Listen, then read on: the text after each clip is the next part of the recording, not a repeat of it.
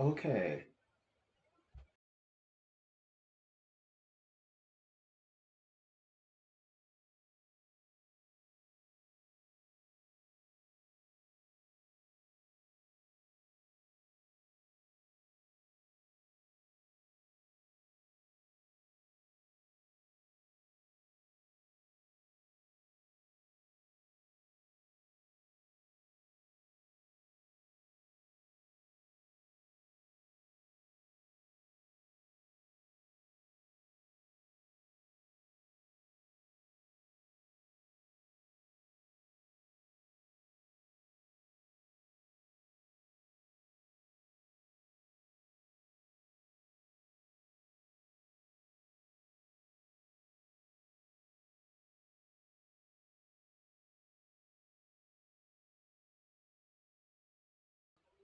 Howdy.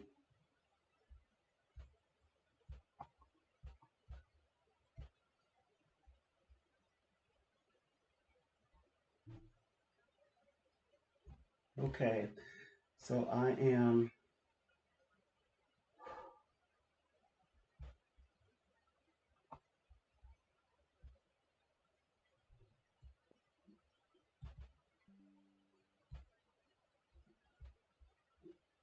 okay. Well, is it this one? Okay, there I am. All right. Okay, so I am back. I've got my little thumbnail and my name up, and this one should be um, I think a pretty much of the. I think this day will be easy. I'm already helping people. Sometimes people, they get distracted. I'm like, don't get too distracted by the little gems. Because I was, speaking with someone, and they're an artist, so they do the whole painting thing. They paint the pictures, and which trying to get them to set up their gallery like an actual gallery, like a bona fide, like don't touch our wall type of gallery, like have I guess, open houses or an open door type of gallery, and maybe work up to some private events. You know, I'm working with someone who is not very sociable. They're getting a little interested in it, so I'm starting them off slow, having them, get in touch with a more, if I may say, superior, I guess, grounded and settled artist, and make a few friends because they have to get used to actually being in front of people. That's what art does. Art at the level in which you want people to, to come in and buy, but they did get the grants we talked about. They're also wanting to get more. They're inspired to get them, go and get their masters, aligning with. It's like, well, I better manage it all. I'm like, you're gonna manage it all, and they're already wanting to uh, improve their gallery. So this one's a work in progress. We've been working on this for a little while,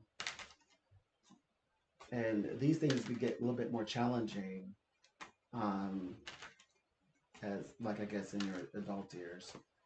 Because, like when you're younger, money is just thrown at you. and then um, and then when you find to figure out, okay, now, I mean, that's your time to invest, is to invest when you're young in things, or like especially in education.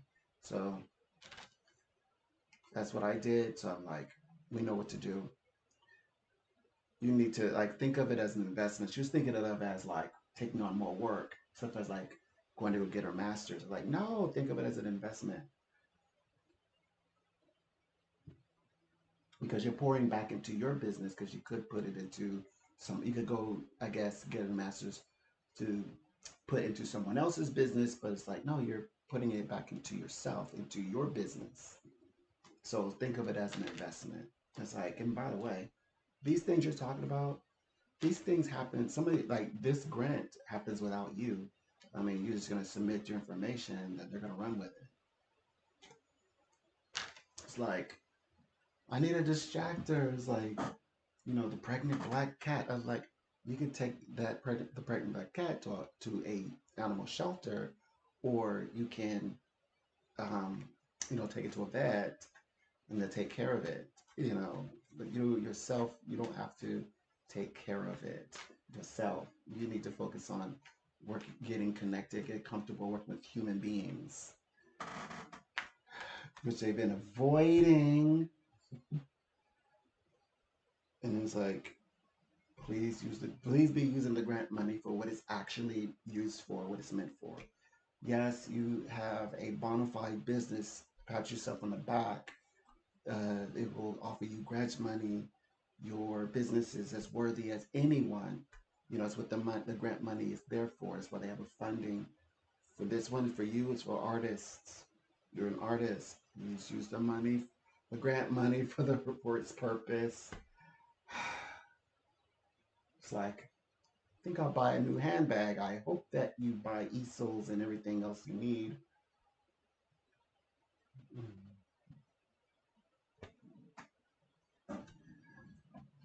But anyway, we did another reading, and it sounds like more grant money is available, which is nice. And that's the thing. We work to manifest people's vision. You know, uh, people these days are thinking very differently regarding, like, they're not. I guess they've not experienced spirit, so I find myself explaining like the quality of receiving something from spirit versus receiving something from people. Because sometimes people are like bringing in their fears. Well, what if this doesn't happen, and what if this? It's like you've been walking as a mortal for far too long. You're forgetting, the connections of spirit. So people are finding that out. Maybe they've not experienced it before. I've had those where they feel like they've not experienced it before, at least in a noticeable way. So I'm getting people to see the difference between things that are coming through the spirit for us. Because yes, when you put together a project and you go through, you got a bunch of, like, a team of humans. Yes, there's going to be issues and problems and partnerships and infighting, and but then, and of course we deal with those. We figure out like how to maneuver. But sometimes, like in this case, it's when spirit says a whole reading, it says, yes, you should go this, you should go this. Well, what about this? Wouldn't this happen? So then I take time and say, okay, so there's our our walk as a human, and then there's our walk in the spiritual realm, which is our true path. Right now, we're on the true path. So this one is clean path laid out. People want to work with us. This is, everything that I'm predicting. Uh, so I'm working with getting people to go through this.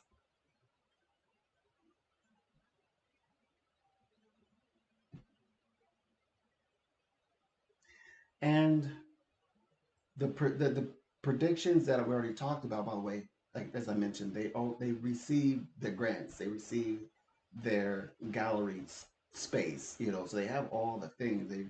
They're in contact. Well, the world's trying to open up, so they're still trying to. I don't know. I'm not. I don't. I can feel it. It's like even though they're not saying it, I'm like they're just not in a very big rush to connecting with people, and they really need to connect with people. Um, but we're gonna get them on the right path. We will. We're just taking our journey. We're taking time to make sure that everything is it just flows naturally, so everything that's meant for them can reach them.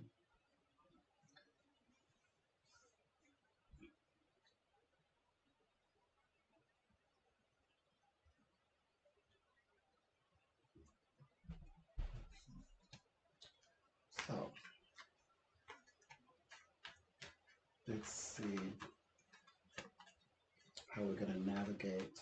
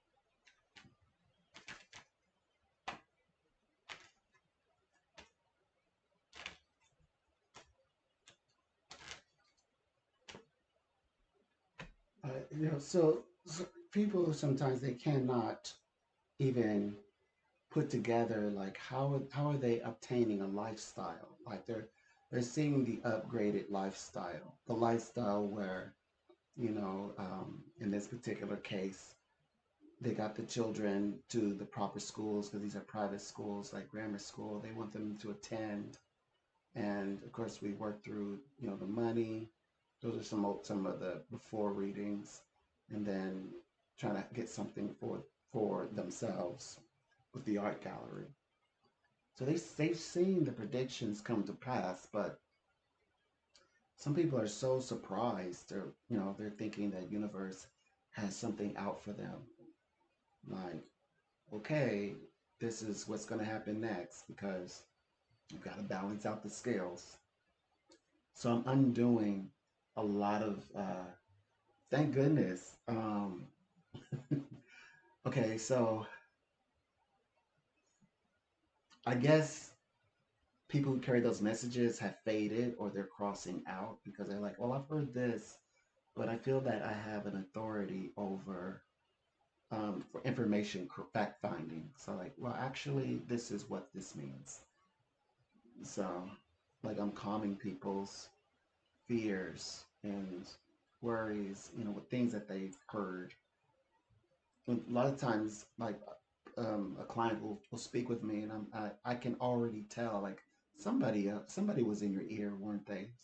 Somebody told you this, didn't they? They're like, yeah.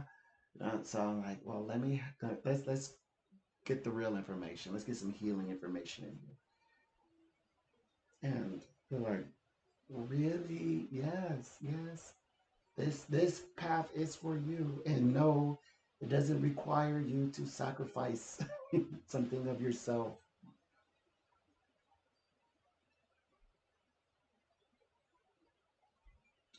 This usually so mainly a person will think, can they have a relationship? Of course you can have a relationship and you can have the vision that you want to come true as well. Yes, you can even have a fantastic career. You can have a fantastic career. You can have a fantastic relationship.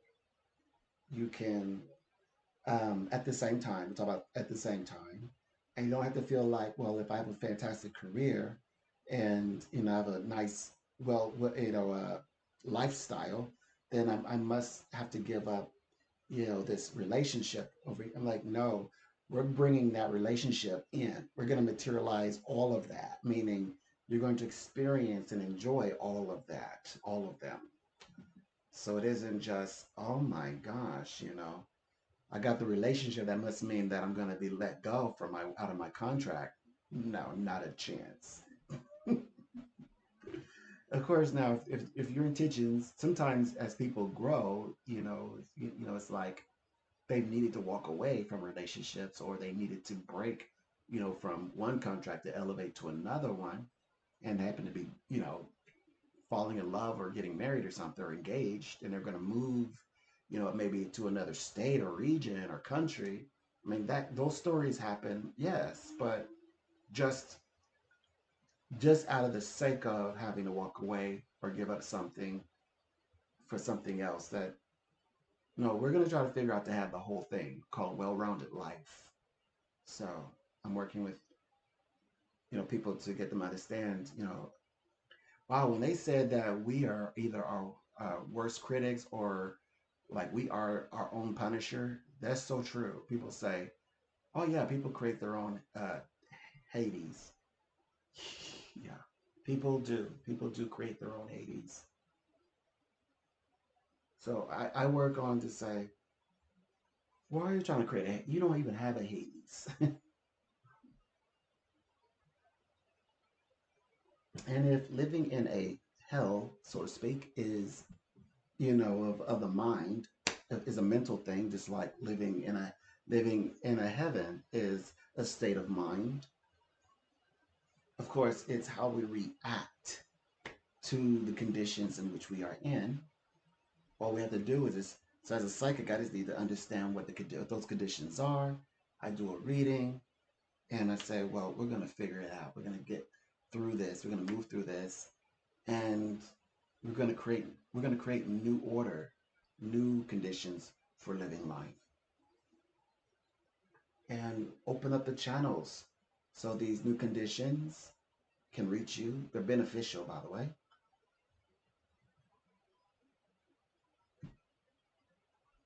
So yes, we want to your benefit, these things to reach you,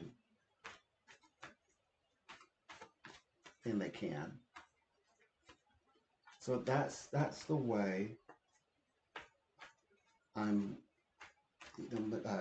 assisting people, with the readings, um, getting them to see with great clarity the things that they can have.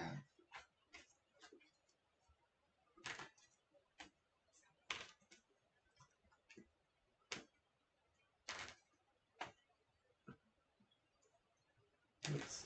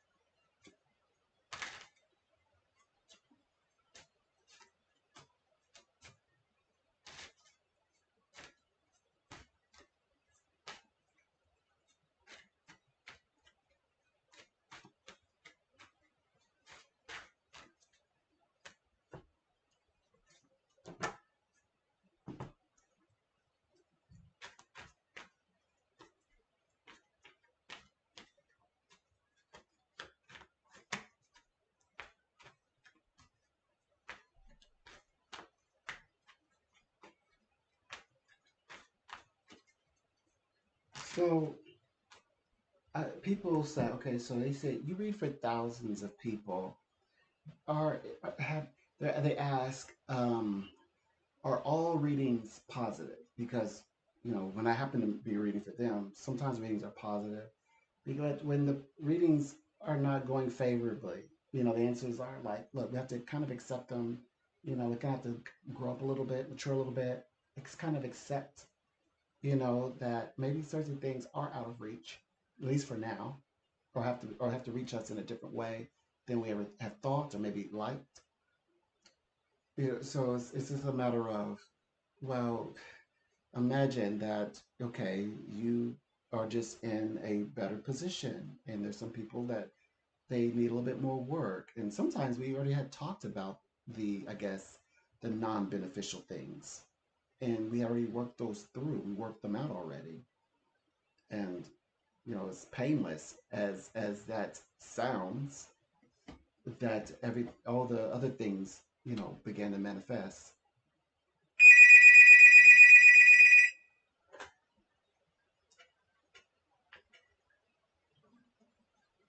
Welcome. Yes, welcome. It's a pleasure. And I am Donald. So, where would we like to start? We're having a reading here.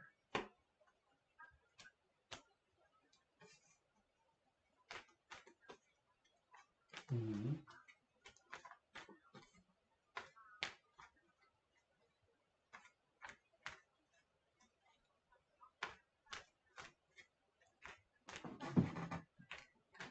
Okay. Well, let's take a look. And I get the sense that we should look at the highest vibration, you know? Okay, so he's already in a journey. And of course, he got straight to the point. Clearly, obviously, he's looking for something new. Okay. So the guys here said this. He is going to have this ability. Right now he's just in a higher, he's kind of like in a higher walk right now. Right now he can comfortably, because sometimes we're scrambling, right? He's not, your gentleman is not scrambling for, find something. This is like a beginning. So this is the way things start out. And so, of course, the great surprise, when you're told, okay, we've got something for you, or like, can I at least get an interview? And they're like, we want to interview you. Really? Yes. So what time you like to state, to set this up? They said okay, so the only where you might say, well, is there anything to look out for? Of course, if we don't sometimes we have to take this type of journey, right, to continue to grow, or we can sacrifice growing. So he's ready to grow and go forward with work. He will definitely gain something from this. So that is the strategy. In the office place, lastly, is that they will actually need his help. They will want his help. Exactly. Okay. Well, congratulations on both of you. He'll be joining you soon, it sounds like. Yes, Friday, Saturday, Sunday. That's my scheduled days. But I'm also here throughout the week, and you can also request me. Fantastic. 704. That's the extension. A pleasure. Okay. Okay. Woo. Mhm. So this is the next path for growth, and it's like right, right, right.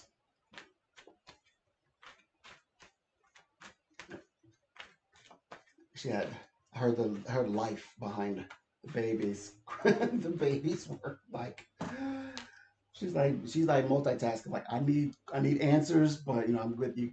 I got you can hear these children. I need answers though. Like okay, because her man is gonna join her, but he's getting a job, new things. For growth is the path. We have to the path to take for the new growth to happen, and this represents new beginnings. It's like yeah, okay, thank you so much. All right, she's trying to be so polite, like okay. So like when are you on? I'm gonna call back. And like it's okay, it's okay.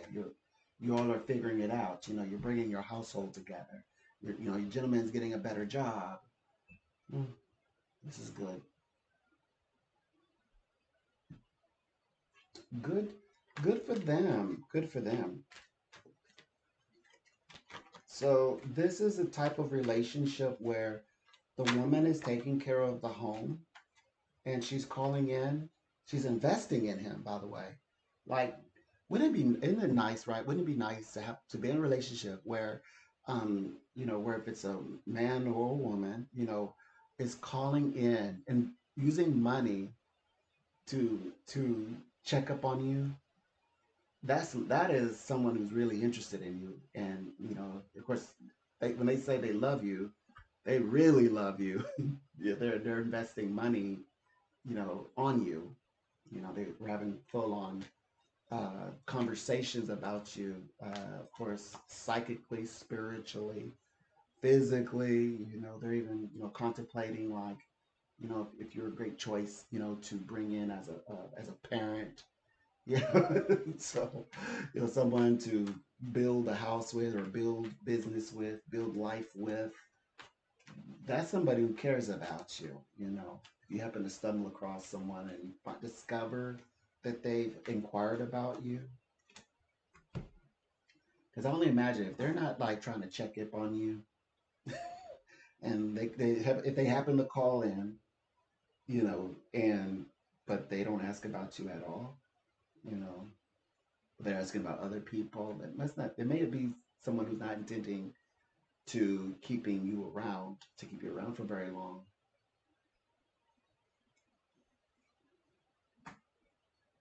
So I mean,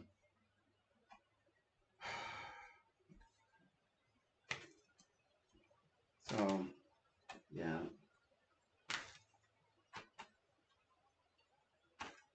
I like to. I go through all of the like the inner workings of the house. By the way, but I'm delicate. You hardly notice I'm doing it, and that way I can get solid answers and also enrich you, of course. But yes, I do believe that when people call in, they're asking about a special someone, they're investing in that person. They really care about that person, maybe even love the person. So, yeah, that's kind of amazing, actually, when you think about it. Because sometimes people will call in, they say, well, I'm asking about somebody. I'm with, by the way, just so you know, so we don't have to talk about this. I am with somebody, just in case that person comes up, but I'm not talking about them. I'm talking about this other person. So I'm like, okay, I can keep and follow on topic. It's up to you.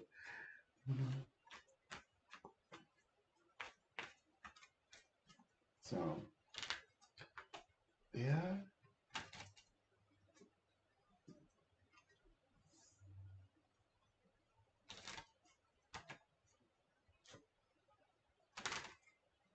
but yeah, that's so we're gonna continue to more or less, I think, expand on that or build towards this area. Hmm.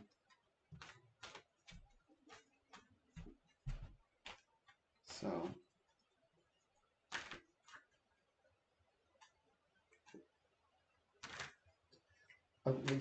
it's kind of trippy. So like people will try things and like they'll do everything that they were they're advised not to do or spiritually saying so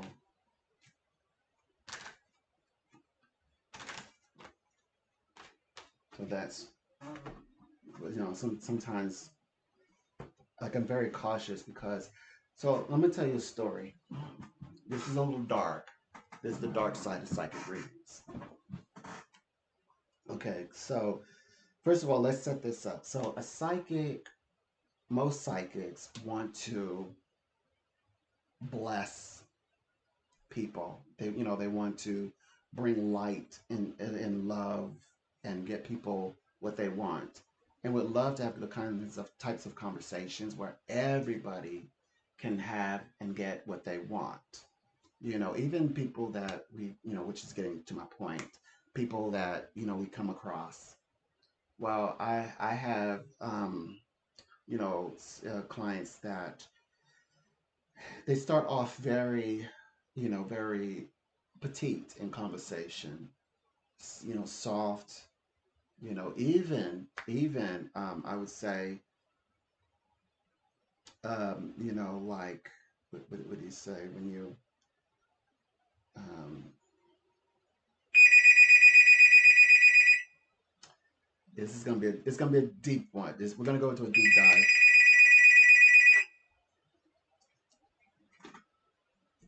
Donald here.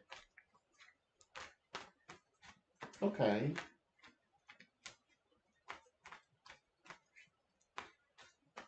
Okay.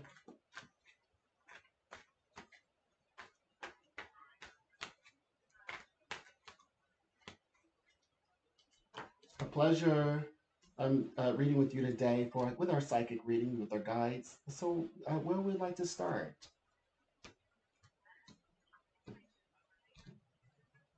Okay. So what we can do is I can begin the reading and you see what comes up around. And then, of course, if you feel connected with their spiritual guides, you can begin asking them questions about any subject or part of the subject you like. Okay, so let's see what their spirits are going to say. So what I can see in this and what they were talking about, they say that there's an emotional connection. Indeed, things could happen in a good way. They said at face value, it seems like a relationship is forging, but it's in a good way. Emotionally, there's a connection. It still needs time to manifest into something maybe tangible.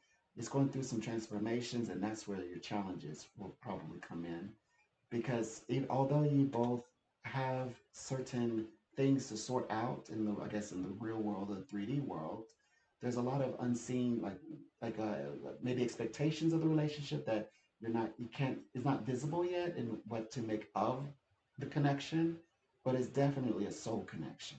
In spite of all that, it's a genuine soul connection, is what they're saying. So this, in other words, the relationship that you're embarking on at this time most likely can lead to something lasting, is what they're describing. They're showing a bit of as you proceed, it is a happy situation, but it's about the twin flames as well. It's a twin flame connection, indeed. So that's where you're going to begin to see the changes.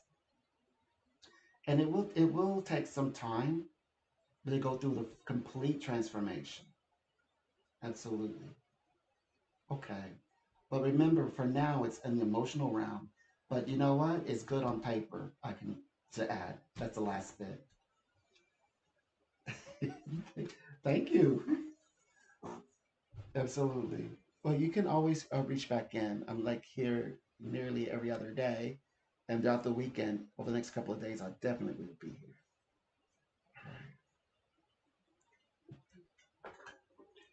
Okay. Hmm. So the guides. Okay, hold on. The guides here are talking about submissiveness. So there's people who will enter the reading. There are they are submissive and at least they betray themselves. But the more that they begin, okay, let's go back so you have a full conversation. So basically, psychic set out to bring light, love, and help everybody, even if it's people that at the time the client calls or people like who are challenging. We even want good things to happen with them, like for them to move on with their lives, have a chance at life, to have fairness in life, to have a great job, all that, have their own relationships, to like resolve real problems. Okay, so you can like sometimes you'll get a client, I will get a client who is, who is everything like emotional, sensitive, submissive, and all of these things. But sometimes, like, well, it can spiritual realms. I always view everybody as not submissive. Definitely, I don't buy it. Now there are genuine big-hearted people, and I work with them. But even big-hearted people try sneaky things. So I'm always having to keep an eye out for that because sometimes people will use psychics. You're right, to turn someone else's life upside down, needless. Because like in the human world, somebody who is on a higher ladder will come in and wreak havoc on everyone who is lesser. People who they have their living arrangement or their house arrangement, their marital situation. They kind of set up kind of like in a poofy, they're traveling around, like midday, getting their eyes checked or something just because they're trying to, they kind of like somebody there. They have the time, right? And the person's, are just going through their life naturally, but then has a run-in with some of these sorts, and some of these sorts are not the nicest. At the same time, indulging in all the privileges that will afford them. They could be married, have children, all that, have the money, the time, and just take care of house all day. But, and if you get in their way, they're coming after you and all and everything you got. And I'm like, okay, look, now to my understanding, these these people are going to work there, right? Who are like the receptionists. Like, why is the receptionist our Goliath here?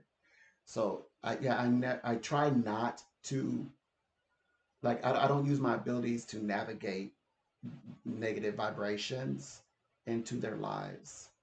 So, so I definitely had to. I was doing that this past, these some of the readings when people try to take the readings and turn it into something dark, or because my argument is that's not spiritual. Let's keep it spiritual. And even though I could say, well, karma up the road, it won't, it will reward this action, because people are like, I don't believe in that, so, but at the same time, they're interested in this. So, and that doesn't scare people. They probably get them more. So I don't even bring that up, that fact. I just say, well, let me guide you in the way that my reading does not change. Like the predictions that I say that happen, the way that it's going to happen. I said, see, nothing has changed. It happened exactly. And this is why you got the response you did, because what you're doing is not nice. It's not very nice. It's shady. And the reading was supplied that you wouldn't have to pull somebody down, and you don't have to pick on people who are not in the and they're not even on the same bracket as you are. They're just like they probably need a job. That could be a student in my brain. But yes, okay, what happens? Okay, the psychic chooses to side with the client because they're paying them money, and the psychic then just flings this receptionist future into the winds, and it's scattered all four corners. Okay, yes, what if that is a student? What if that's a student that someday is going to be a medical, something, or a professor who's going to change lives of many young people, who are university bound? What if this person is working on a business while making ends meet, while taking care of a baby, and their dream gets stifled? So I always consider that. So that's why I don't read to be destructive. Now, hence, if someone is directly affecting life, that's different. Like if there's somebody, but usually the way that happens, if somebody's directly, my client would be keeping them there and then wreaking havoc in their own lives. And then I have to distinguish myself from that and say, okay, look, you have to be very precise. What is it that you need from this person in your life right now? And then I can go from there. So that's the way that I navigate the dark stuff. I also like to, very generic way. I like to think of having a GPS. So here I have a GPS. What does a GPS do? It tells me whatever is on the road. If there's work ahead, if certain roads are blocked off, if there is, if the traffic is jammed. So I always know beforehand. It's kind of like, what's the point of being able to see a pothole and you're not going to tell people, hey, there's a pothole full of mud and water. Let's go around it. So it's not that bad things doesn't happen. It's just that psychically, I know I have the ability to navigate around it completely. But you got to be careful because in the real world, um, people will try to pull me into their story, and then they'll try to get me to walk in through their pothole, or their bad water. So I'm like, so I have so eventually as a psychic, you reach the mastery level. You can't be ordered around. You're not. Spirits are subject to me, as the good book says, and but prophets or seers or psychics are not subject to people. So yeah, so that's how I work around dark stuff, dark things, dark information, uh, dark work. Because it doesn't take all that to get what you want. Because we're gonna, And then they still get what they want. It's just that they get what they want without me, and they're like, they say, well, it's not fair. I wanted this to happen. You wanted to harm someone who in I guess in the societal norms you are more well placed. No, that's very weak. I know it's like bullying and emotionally bullying. So I am more likely, to guide people from that vibration. But then it also psychically, it tells me like you can't never get too close to this person. Like we could have said, oh sweetheart, but I love you. But then something like this, and you're like, oh yeah. It's like the person and they become hyper aggressive. Like you meet them, they're like, oh, the sweetest thing, but then they get hyper aggressive, and then it's like, what is this person after me for? Like, why are they like that? Why are they changed like that? And you're like, so it's like you catch it very early, like, oh, those are signs. And they use the word pride. I have my pride, ego. So uh, you don't have the emotional intelligence. This is why I'm speaking as a witness. You know the to be bigger than your pride, to be the bigger person. It's good to have pride in integrity. Like I don't want to harm this person, but I do have my pride, and so if I can help this person, but get my points across, so unleashing on them because you're not facing your issues, and they are subject to this force is not spiritual to me. Um, so I like to guide people in a way that maybe they don't understand it today, but they'll understand it further into the future. Yeah, so I don't technically need to tear people down or even other people down associated with a client in order to get the client to the goal that they like for the predictions to come to pass. No one needs to be sacrificed. So that's what I love about my abilities. By the way, so besides all of that, what I just stated, everything that happened, the connection happened. They were buried in each other's arms and chests, and even to the fingers under the bra. All of that, yeah, everything behind closed doors. So everything happened, but everybody is safe as possible. So romance took uh, took off. In fact, everything I stated about bridging in order to see each other more, all of that. So all these wonderful things have happened. She's even welcome to, to have. I wanted them to have a direct conversation but it was very difficult to get the client to stop bringing the other people up. It's not a club. It's like this is not the street club. You don't have to fight for somebody you already have. So I help to guide in that way. Yeah, and he says, now the whole point is can get directly to the guy. You don't have to speak to them at all, and um, you can come there anytime, and he will, and can have someone grab him no matter busy, and um, as welcome to come, stay, spend more time there with him, even work there, working with him, alongside him. Not only that, also, you know, other things, like that are along the lines of health and wellness and medical self improvement.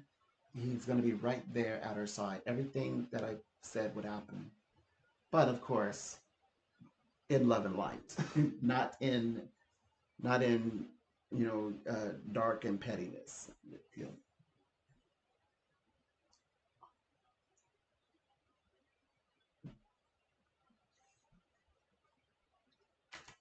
So that's where we are at, and working on developing, where these spiritual guides, are able to connect,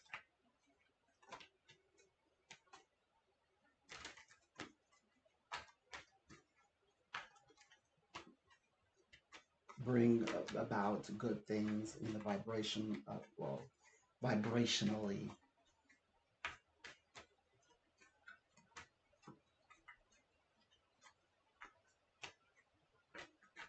So other people to reach their full potential is what we're doing. So looking at these kinds of things, reaching the full potential, that's what's in order. That's what we have to do.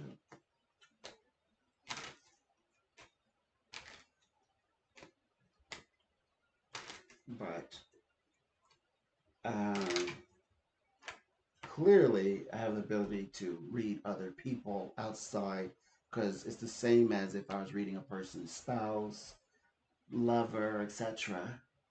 So, yeah, you got, as a psychic, I think you have a bit of an oath. Well, kind of like a Hippocratical oath. You know, people can get what they desire, and they don't have to. It doesn't have to require harming other people. Other people don't, in the consequence.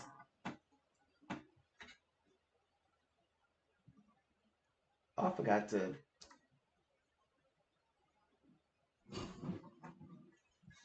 Oops, I forgot my.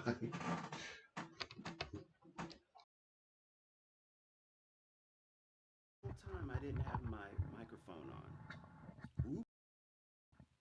Okay, I just plugged in my microphone. Oh boy.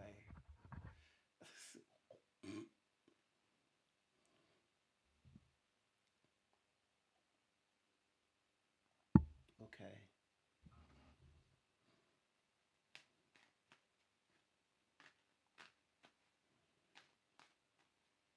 Oops. Okay. Well, my microphone's on now.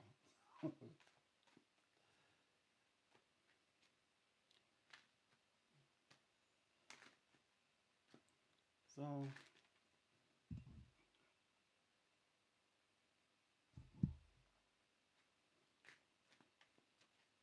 yeah. So, you have to make sure that you're helping people, that everyone is actually being helped, and that everyone can actually grow. I think that's the responsibility of a psychic. Part of the oath is, try your best to help everybody, because the situation, like certain time at times, you can, like, light can reach, like I say, the receptionist. Light can reach the receptionist through my client, and my client doesn't even have to engage the person, doesn't even have to like the person. Um, but yeah, I did feel that the client was trying to be destructive, and um, they're saying, well, it's not fair, my pride, and but that doesn't have anything to do with me. So I could care little, and everything that, but yeah, it's everything that I stated. But they were trying to challenge that part of me, and then I said, well, if you need me to speak candid, I will. So this is what it is. Not interested. So I mean, even if the person says, well, they have a right to feel the way they feel, think, say. Just, I also, you know, can be very open and vocal about how I feel about it and what I look at it and say, well, this is what it is. And which is good to be in that space. It's very good. So that's the space that I'm in.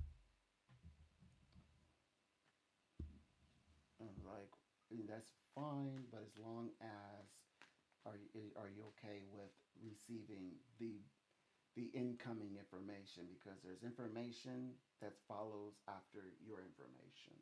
As long as you're okay with that, then it's okay. Then you can think the way that you want to think.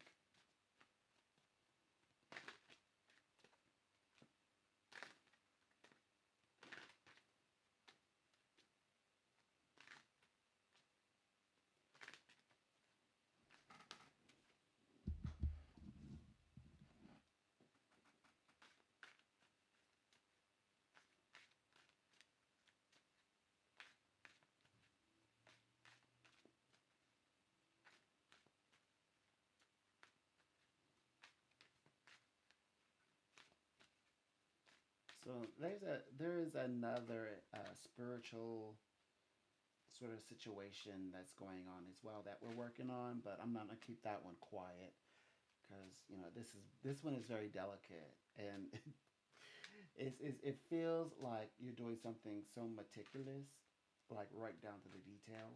So definitely not ready to open up about that experience. I'm still no, I've already studied it, but I'm like I'm in the practice of it, and once I've completed this spiritual path, I definitely will share my experience. I will talk about it because I know that some usually people will start to talk about the subject when it's time for me to share it with the public. So when that time comes, I definitely will have my findings, and I'll have a few methods, and I'll share.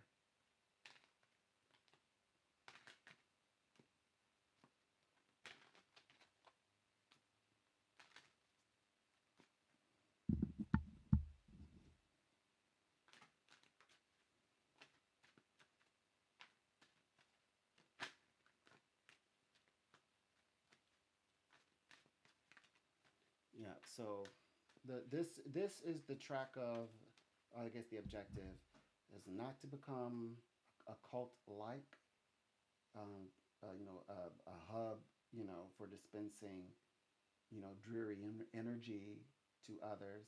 It's all about energy, and we don't want to raise people. Some people can become into the macrocosm, so we definitely don't want to start, you know, um, nurturing them at the microcosm level.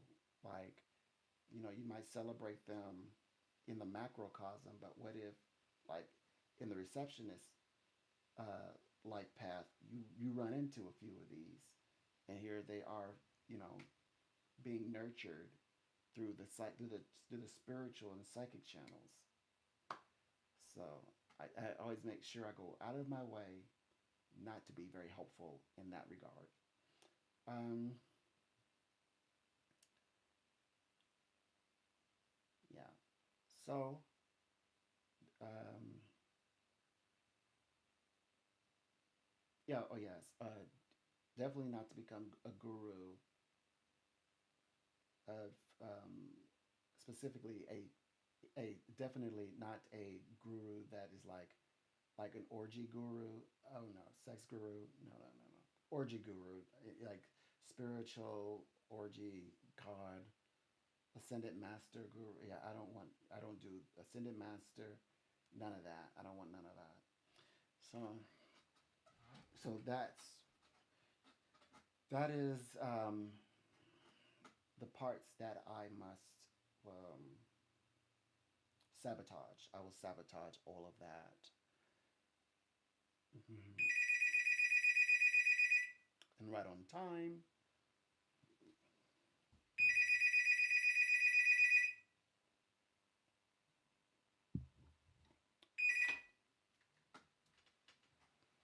Welcome. It's a pleasure. Donald here.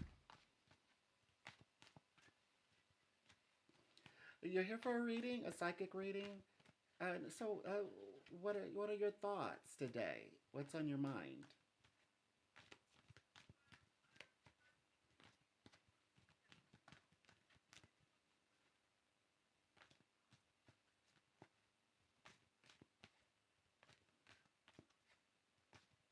Okay.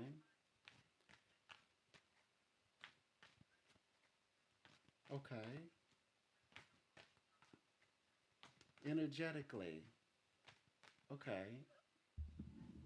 Right. Well, we can walk that. We can guide you in this space. Uh, well, let's see. We can be raw and honest with spirit. We're gonna see, and it's gonna talk about everything. You know, the money, everything. So what's going on with this? Um, they just said that you were, you know, they're showing me the field or the space in which this is taking place. They did show that you were, you know, you did have some energy that's been kind of working against you. You know, but the universe wants you to know you needed to go through a kind of like a growth, and it kind of took this to happen. But it doesn't mean that, you know, that you have this energy. This energy that is, I would say, toxic. It doesn't mean that at all. And they're saying that yes, you know, you're growing, you're maturing, and so you, sometimes it comes off where they said it come from a heart of like you're just ready to do business. You know, sometimes we can get a little impatient, you know, but they said that you're just so far ahead in this maturity and this growth. Other than this time, you would probably would have been the friendliest, you know, encounter ever. Exactly, exactly.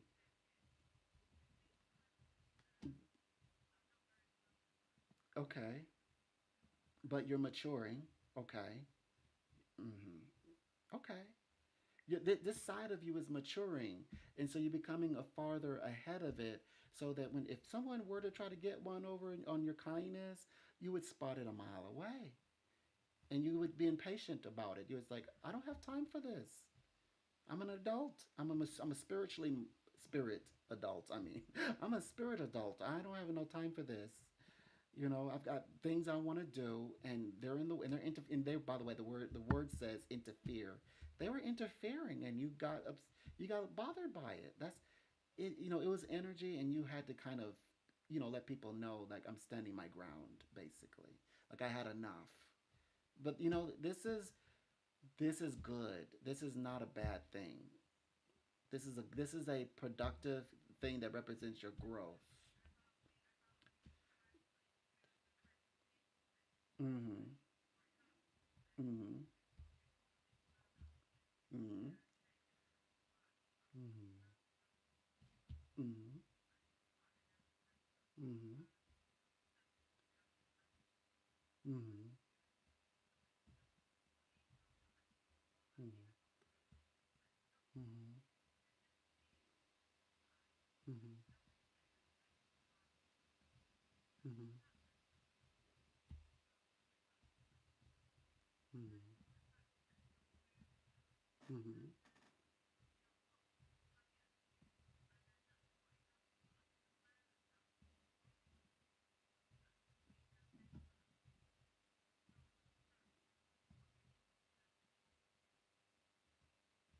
Mm-hmm. Right. Mm-hmm.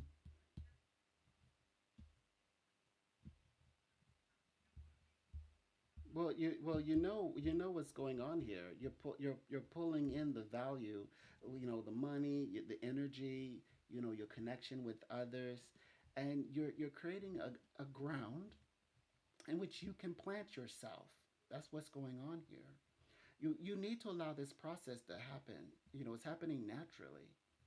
Like especially like the neighbor having taken something that belongs to you and is kind of ignoring you when you're, well, it's a neighbor. I don't care what the whoever it is, but what I'm saying is that you're getting fed. You reached your limit. You're like, you've got to start standing up for yourself, and you're beginning to do it. This neighbor who took something that doesn't, but my point is the neighbor taking something that doesn't belong to them, whomever it is, doesn't matter if it's a man or, you know, or woman, but this belonged to you, and they shouldn't be taking anything that belongs to you and keeping it and ignoring your calls when you asking about it. That's picking a fight, and you're learning how to say, you know what, there's certain things you have to fight for. You have to stand up, stand on your feet, get up on your heels, and say, enough's enough. And this is good. This is your growth, your maturity, spirit maturity. I say, yes.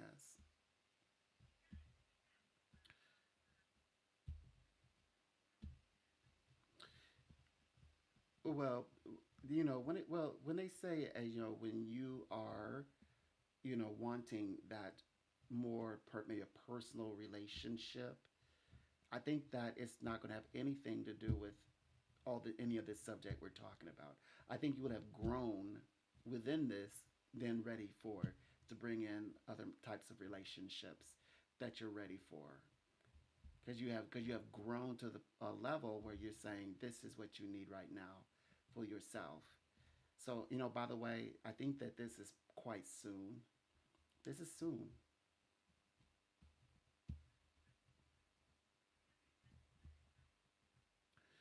We're almost, it's what's like 6 months into 2025. We're 1 and 6 months into the new age, into age of Aquarius. It's amazing. We are just trucking along, but we're in the middle of the action, by the way. There's a lot of events happening, and we're right in the middle of them.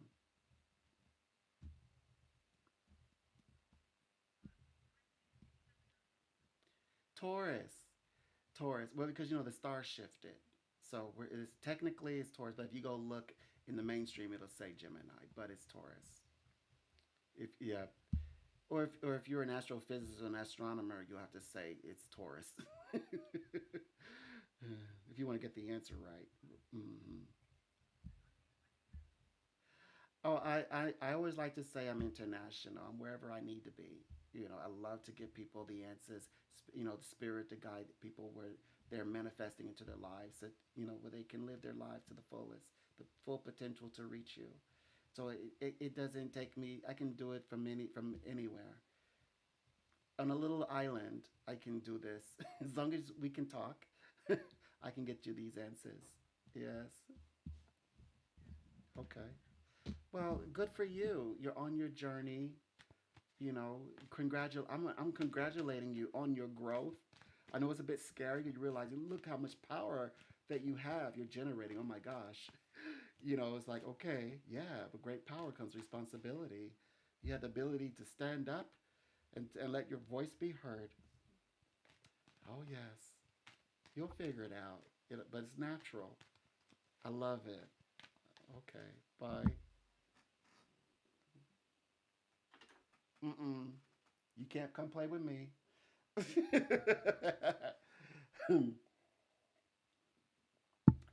I, like, people can expect me to be raised as a haughty diva. Okay, if I was a haughty diva, I have, I don't want to all of a sudden, what people want me to do, all of a sudden be Marlboro. No, I'm not gonna like.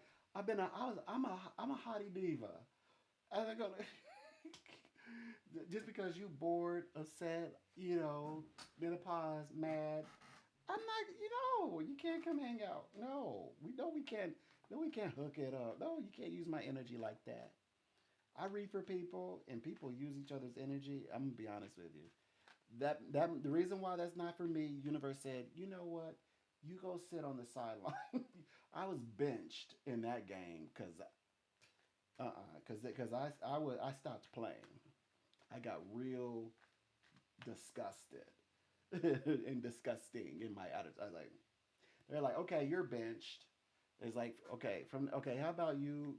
I don't get the water, but I answer calls. So,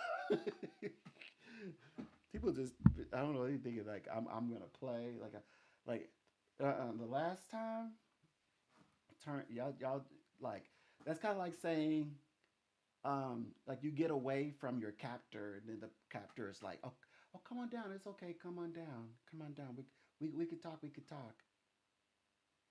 I'm not a let me see. I'm not even attracted to to narcissists. I must have an allergy to narcissists because I'm like when they're around, I like start sneezing and coughing.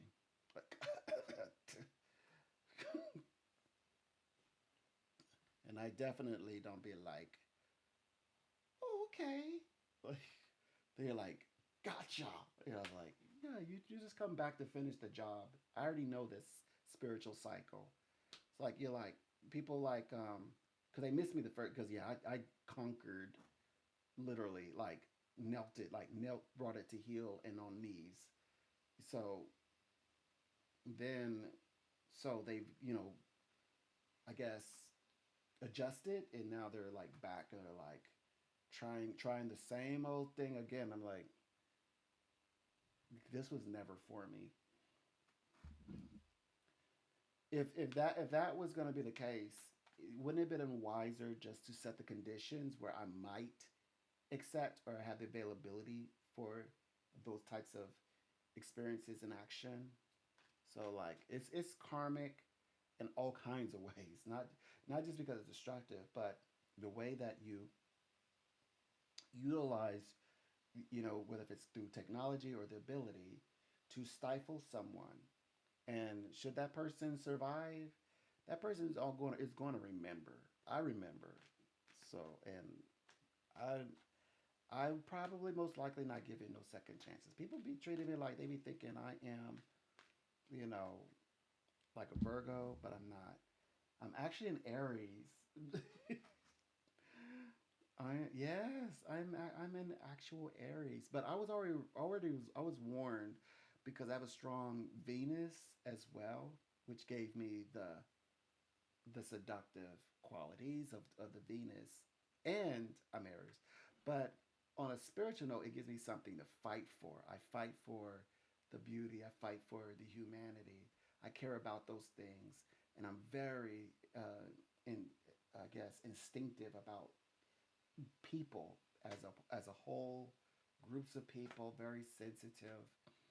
So I just pick up these things so very quickly.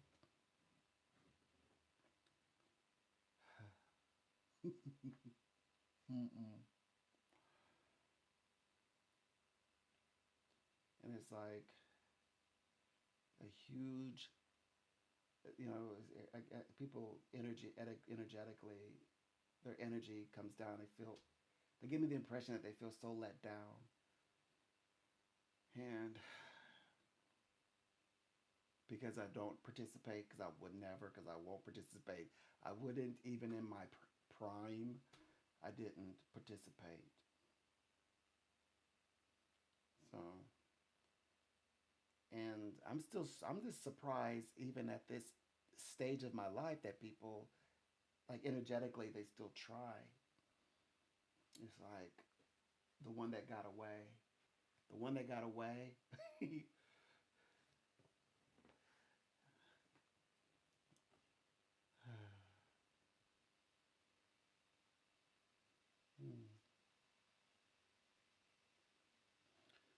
But the art of, if you care to know, the art of being fraternal, to being a parent, those things came out spiritually in other ways. So I experience life, but I'm also quite protected and can actually protect my energy as much as people don't want to hear that. People don't want to hear that, but it's the truth. They don't want to hear it from me. They don't want to hear that information. I protect me. I protect my clients. Therefore, I protect myself.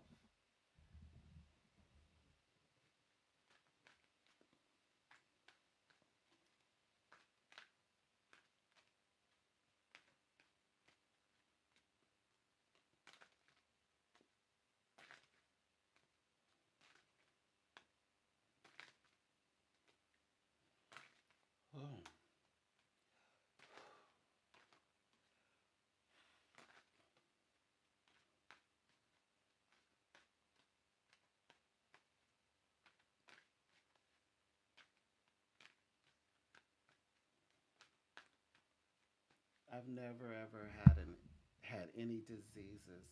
I can eat anything I want. I have no allergies. or anything like that. Like I'm extremely healthy, and my heart, they're like, you're fine. That when they, I guess, checked my blood pressure whenever they was, kind of checking me out. They said, "Oh yeah, you're fine." I mean, I do. I've needed to like meditate. Like bring my mind. Like I like to go way out and just sit and just like let everything just flow through me. But I'm quite healthy. Like I like to jog and run and all of that. I'm very active, and I'm so active. Like I need a place to direct my energy, my activity. If I don't, I get kind of like anxious, like needing to exert energy. So yeah, I do have that about me. But I've needed to work and perfect. Oh, I finally figured out. By the way, to switch up the subject a little bit, I finally figured out how to like my writing. Did I? I think I posted it. Oh yeah, yeah. I put it in this video. I'm beginning to implement. Um, I don't want to use the word because y'all surrounded the word diversity with negative vibration, so that word needs to be healed. So I'm gonna read it. I'm gonna read this. So it's not about diversity, anything. Okay, it says, "Hi, can we agree how quickly the year is moving? We are already in mid 2025. Wow. Also, event wise, manifestations are playing out, and each one is important for entering the next phases. Thanks to a few retrogrades, certain aspects that are visible outline incoming developments perhaps everyone had not expected. Speaking with clients from different parts of the world across cultures, and many in my experiences, these past few months, each person is surprised and excited at the same time. Concerning the guides, it is quite beautiful that from anywhere in the entire world, each person, regardless of origin, race, and beliefs, is in touch with the source. And the source meaning the source, but also this is for psychic source clients. We seize the opportunity for growth, for this higher purpose. Allow us to continue the universal consciousness journey and solve many life riddles together. So that's what I wrote. More writing to come. Don't worry, I'm gonna write some more. I'm getting this writing thing. I'm getting my groove. Also, I posted it in my bio. I'm getting good at it. Even utilizing semicolons and things. Hmm. uh, yeah, that was my writing. It sounded like I was reading from like a like a guru, but I don't want to. Oh, I shouldn't say that because I'm not gonna be a guru. I'm reading from one of those books that are published. It's pretty good. So anyway, I sent that to them. Hmm. Just kind of like letting people know, like, look, it doesn't matter where you are, doesn't matter what you look like. I know, understand the climate, but come on, let's make this place, Earth, a better and happier place for us all. Come on, come on. I don't care what you look like, what you sound like, what gender. Uh, so, so that is what's going on this week. So I've been sharing my writing, by the way. So I'm developing, what do you call it? A newsletter. I'm developing a newsletter, and yeah. So this is only a paragraph. Uh, I'm working on it. I'm working on it. 900, less than that. The max is like 900 characters. So that's why which is about 150 words roughly. Well, yeah, but I can keep going.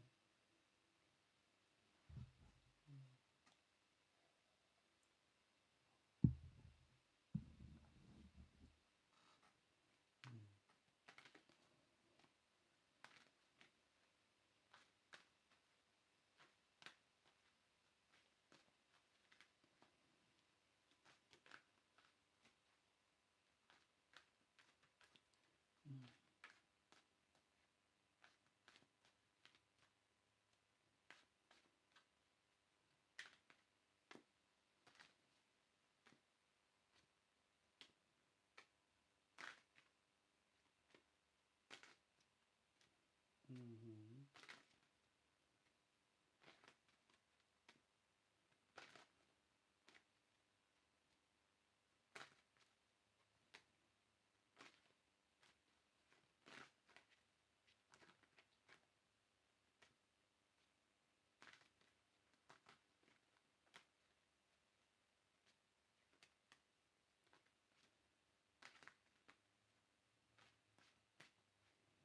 Yeah.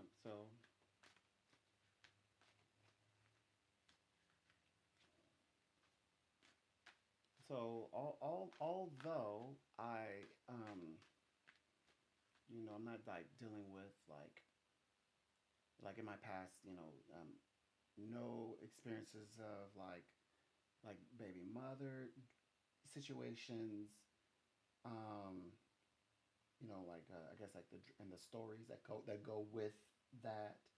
Not all of those experiences are bad because actually I read for people like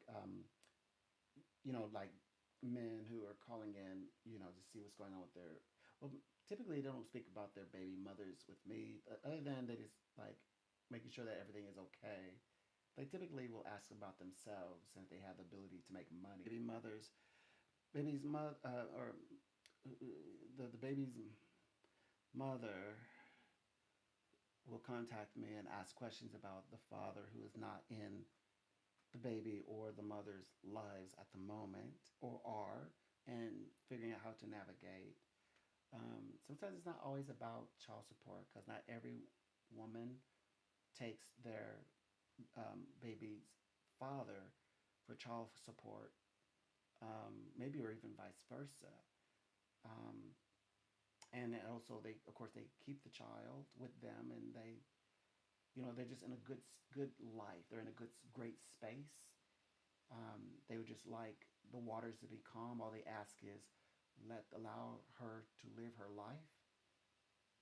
So like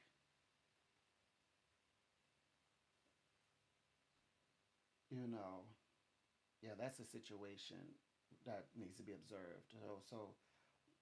Like if women can now get in trouble if they miscarry, if which is a subject that is crazy, that happens a lot, is that men instigating the woman to miscarry through all kinds of means, like violent means is that comes up immediately, and then coercing, and with some women, the guy has like literally um, like extorted them to do it, like forced them to do it, coerced abortions from the men's side. Something that she'd be willing to do if she can keep him sometimes, like he dangle being in her life. So that needs to also be looked at. I mean, from a governmental legal, since they're talking about the women, if the women, you know, something happens with the woman, she can be charged, for the like as in murder, then that should also apply to men. That's my point. That should apply to men as well. Um, I have spiritual children, psychic children, lots, and I've taken care of children of all ages, teens to adults. So um, I just have a different idea. It's kind of like I grew up in a in throughout my life sitting in a classroom of therapists with masters, by the way, like people who have masters and doctorates in the realm of psychology, psychiatry, therapy of all kinds. So I tend to apply those. And then also, now I grew up to be I'm a graduate of metaphysical sciences. So I apply the practice of the practitioner of like, meditation and metaphysics aligned with the healthy choices, that could be prescribed through all of the psychologies. The psychologies and the therapies, the self help, all that actually sprung from and became a science, Aristotle's wishes. So from metaphysics, actually, metaphysics is the seed.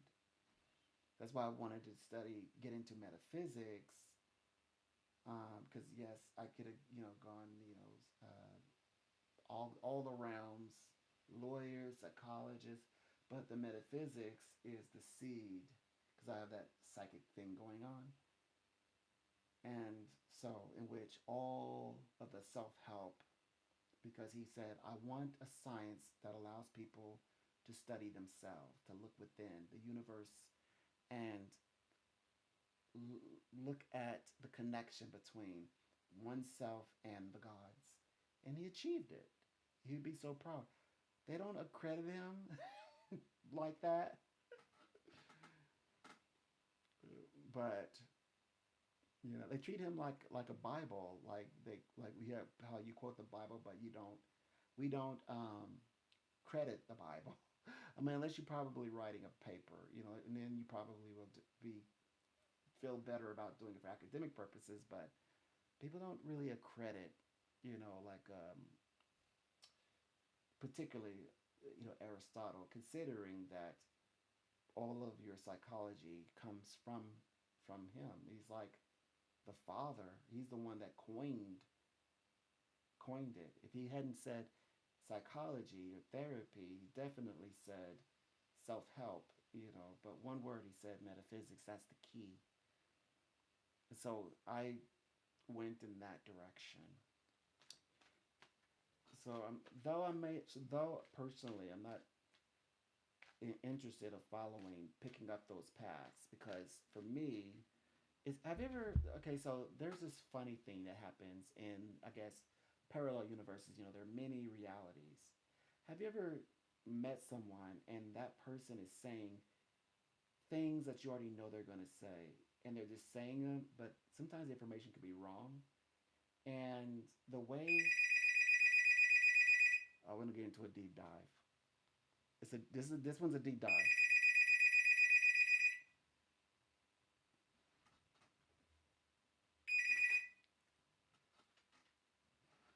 Welcome, it's a pleasure. Donald here.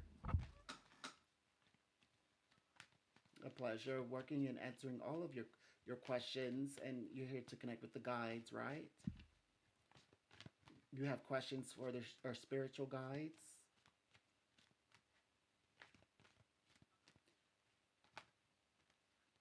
Do, do you know why you've called?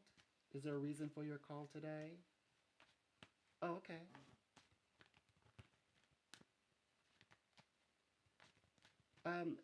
Well, first of all, do you know what you called? Do you know what this is? Okay. Well, so this is more about you, less about me. And so, what questions do you have for the spiritual guides?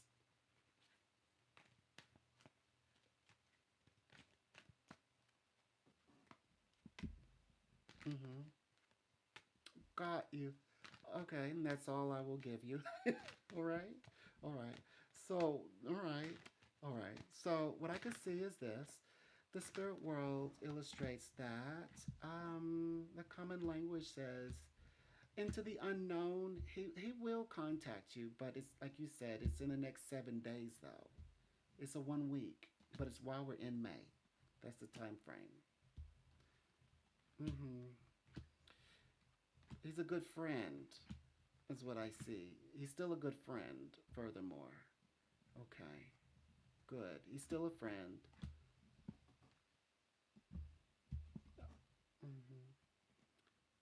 Oh, well, they skipped ahead and said he's still a friend, and he's going to be connecting with you, and you've not lost him. He's not going to be mad forever. Good. That's good to hear, Spirit. Thank you, spiritual guides.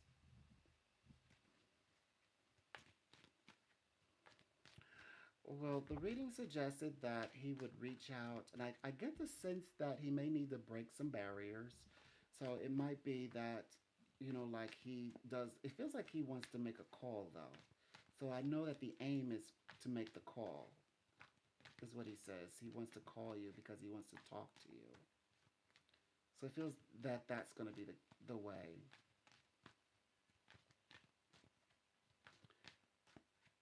Okay, okay, that makes sense. That makes sense. Yes, he's not completely gone from out of your space, from out of your life.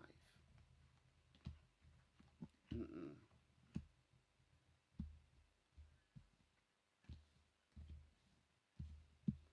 So he and you, your connection is that you both begin your friendship again.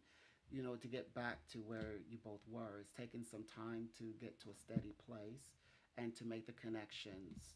Here, and there's still room for he and you to grow. And he's still very much interested in that growth, that experience with you.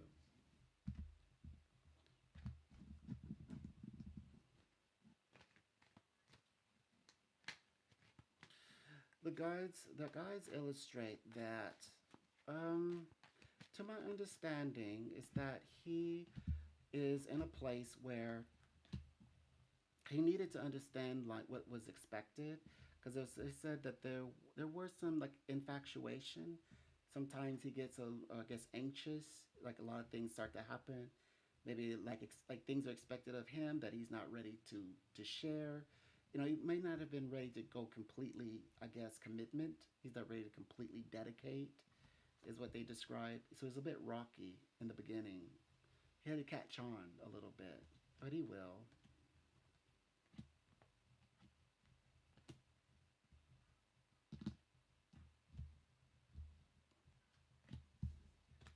Right. Well, this the spirit world, they speak in the realm of the predictions. So these are things that they play out. I it's to not to, for myself to go batty over it, drive myself crazy trying to figure like how does this happen. Is people don't follow rules. They do whatever they want to do. Right. Like as quick as much as he okay, he blocked, but he can also unblock. Even against the principles, like why would he? What would be the need for him to unblock? Well, he's not completely left out of his human side. Is still very much connected to you.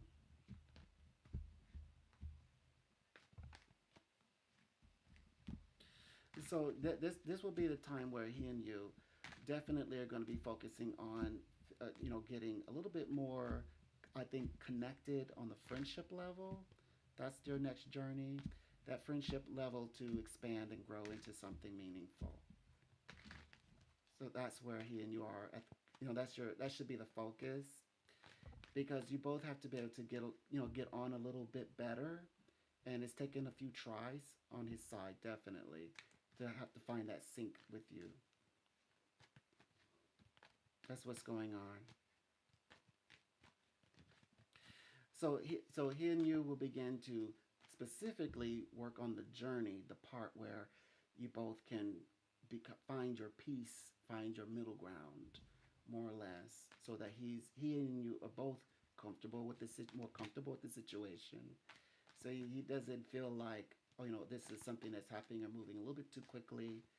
This is his way of having slow things down. This is where things can speed up again.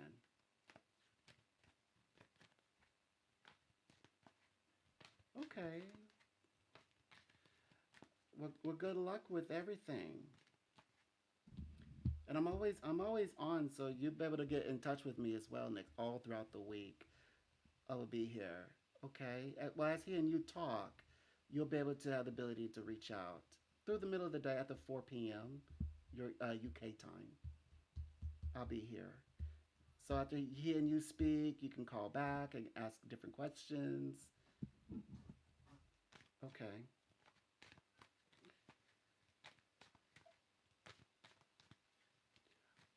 Well, I always say that right now your focus should be when he and you speak. They wanted you to genuinely work on the next chapters, the next phases of things. That's what they're describing. They're wanting you to really take a look into the nature of the relationship to get to a very good place. So I think you both are healing right now, And so we need to work with your healing, bridging you two back together again in a wholesome way. Sometimes these things can take time. So, yeah, you're right. Sometimes these things can take time, but you have to begin somewhere. And so, as does he. He still very much thinks about you, still wants to help things to happen with you. So that's what we need to look. We need to look out for these times to make use of it. Make use of these times. That's what I say. Okay. So when he and you connect, that's definitely gonna be the time where you want to reach back out, because we can continue to bridge the two of you together and to bring that healing and to bring that manifestation, because this is about he and you actually being together, not trying to wait to see when. No, you two have work to do. Because people will put the prescription expiration date. No, there's work to be done here. So right now, that's what we're going to focus on, the work. And but I am going to be here though, so you better reach back out as well. Okay. Okay. There's nothing on your part that you will need to do, because it is coming from him. It is this right. Nothing you need to do. Okay. All right. Good luck. Donald, my pin is 4074. You can always call back in. Okay, so, all right. So, okay, so now this was, okay. So now, okay. Now, so, so this is the situation here. So, okay, have you ever been in a situation where you're around a person or around a group of people, but you know exactly what they're gonna say. Like word for word for word. When I'm in those spaces, I don't stay in those spaces. Whenever I'm like literally feeling like it's deja vu, I get out of that. I put myself in a completely different situation. Or go someplace where I can't perceive the information as strongly, because some people know that they're not speaking genuinely or truthfully, and even in their mannerisms. I've had people where, like we were gonna, like a normal conversation, you walk up and you say hey, and you start having a dialogue. Some people will walk up and they just start speaking to the air, past you, through you. They're looking about, and even though their information that they're speaking to, it's like, no, that's not it. It's more like this. There's like they still keep speaking as though they're like, it's like they're trying to, like they're praying basically, or trying to affirm and confirm and take hold and take control. And so, you know, definitely these types of relationships, like being in parallel universe, it's like being in a parallel universe. Like clearly something is going on or happening that is not happening in your universe.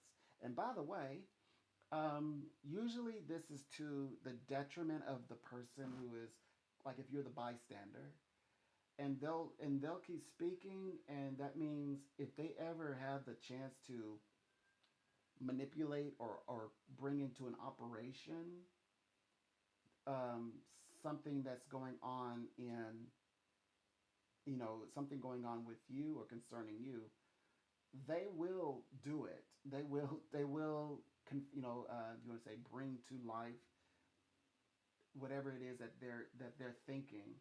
So if you're truly genuinely following the practitioner's path and you're living your own life, regardless, we're saying regardless if this person is creating a parallel universe in which they're creating a place for you to exist in, you can stay in your manifestation, and anything and everything that they say, it doesn't apply to you, which means their vision, dream about you, it's not going to be something that is affecting your reality on the parallel. It's kind of like perpendicular, by the way. It's a little bit of this going. It's parallel, but not quite a perfect maybe. But it's kind of like parallel, but then it begins to intersect. There's an intersection. So I'm very good with utilizing the tools, in my metaphysical science training to, like you say, let's say this. Now, this is important when we get to like readings, spiritual readings, elevated readings, where we're introducing Kabbalah, because the Kabbalah that I'm talking about is connected with like geometry. So that's why we're describing it's like this geometry, this trigonometry bit that's playing out. Except for these parallels, those are real ideas and words, and this have real value. They have numerical value. Here we are. We have two human beings interacting in some way. One may be a completely different parallel universe, and the other one we're uncovering how to how to validate the reality in which one is in from their point of view, rather than submitting to this reality that's not real. Literally, people can be talking, and okay, so I'm so okay. So I'm gonna bring this up a little higher. So I've been in a situation where people would come up and they're doing the talking bit, and they're trying to navigate information to me, but I decided to step to the side. Did you know that that person kept talking? That means this person is still talking, but they're talking to the air. It's like they were like a program. Like, as the what's the word that you all use, an NPC? It's like they're like the conversation was meant for me had I stepped into that space. If people think like that, they already predetermined, through a set of rules, normative rules, maybe biases, pros and cons, as we humans do. And it could say, well, this person's going to step here. I'm going to pay them this much. I'm not only going to let them thrive, but this much.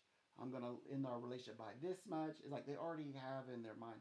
That's why it's good, because you never know, what promises they have for us, or you never know what promises they're keeping to themselves. So it's good to avoid types of engagement interactions that are, as they say, too predictable. So if you can get out of predictable circumstances, that's actually a healthy thing to do.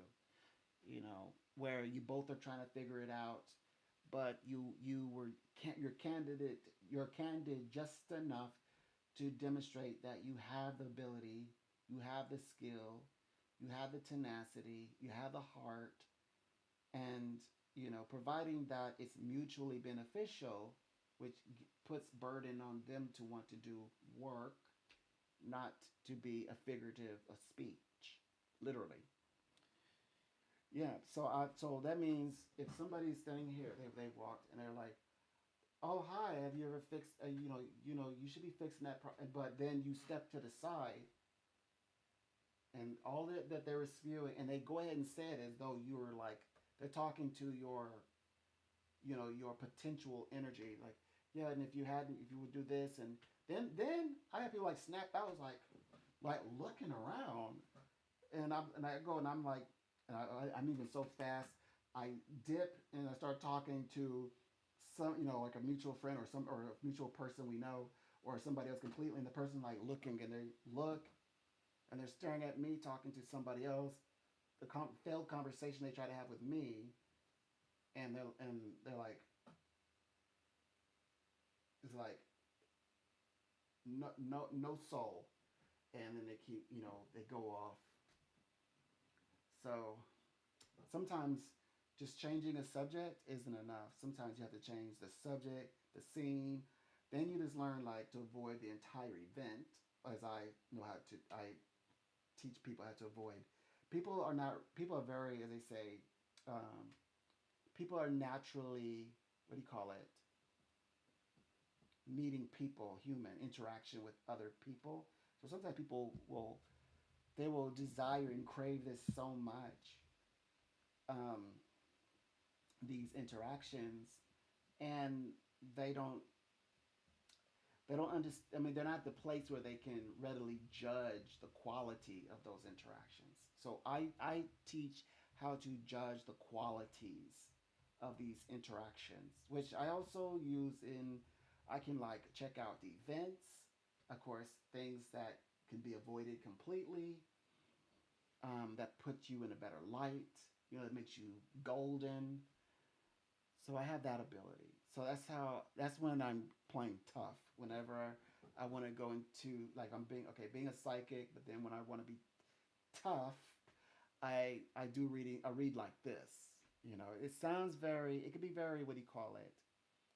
Like they said, it's very tough. So sometimes it may sound a bit cold, but in the real world, I think that if you're engaging a psychic and you're in your mind, you're playing to win, or you're trying to get a very unique result. This is the kind of psychic you want.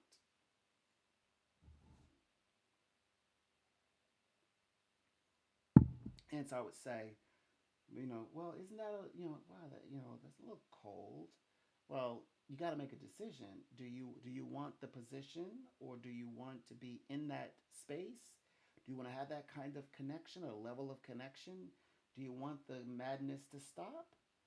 You got to make a choice right now. If you want just to read what happens if you play around, if you jump in the mud, as I like to say, jump in after the person, you want to know, like, how are this person going to process you, joining them. Just say that, but own it. You own it. And definitely don't say, psychic, you didn't see that this would happen in the future. It's like, especially if you're like kind of trying to over talk, don't say that. Basically, don't say you weren't warned, because you were warned. You changed, and I will point it out to you, like, hey, you changed. You're the one who decided to change the subject. Mhm.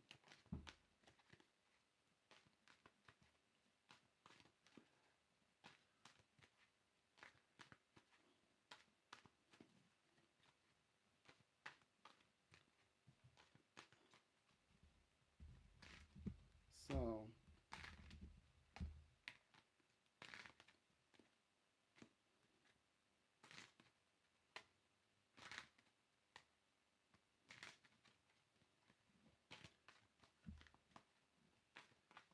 also, in my readings, obviously, I like people to bring their thinking caps. I mean, I really, because sometimes I'm talking about big things, and I'm like expecting you to have the capacity to follow along, and I do get a little upset. I do get a little impatient. I admit that. But in my brain, I'm like, you heard what I said. You don't. I'm not going to repeat myself like that. Like, I'd rather use my information, use my time with you to talk about furthering the reading and other things. Preparing people. I'm like, you have the information. You're rested in it. So then I just start building around the information that's there, because I'm like, don't tap into my don't get me tap into my energy. And plus, that's negative, by the way. Like, if you say something and then somebody's like asking you for Xerox copies of things that you've already you spiritually translated, that's energy. They're trying to tap to your energy. That's all. It's called leaving impressions. So I don't do that. I protect myself from that energy by employing what the real center of the conversation is. It is not to take control of the spirit world, or have the spirit world, bring everything in, on silver trays and silver spoons. No, that's not what these spaces are for. So what I do is I start building. It's like, well, this is what the actions that you're going to do, what your lessons you're going to take on, what you're going to gain from out of this interaction. So that's what I how I do it. That's what I do with things, and I move people in that space. I get people to to experience that level of journey.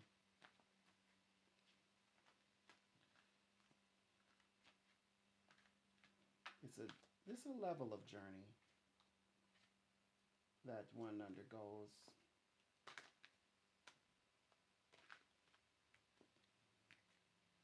But then we also have to admit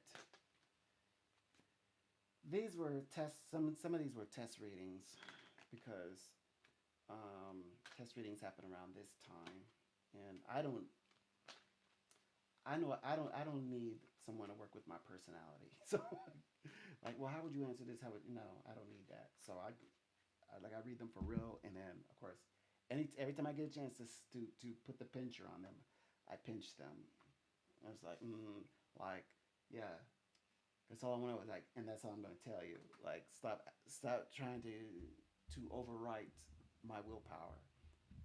They like contacted me and asked me, so where are you from? Where are you at? It's none of your business where I'm at. Ask your question and get the hell on.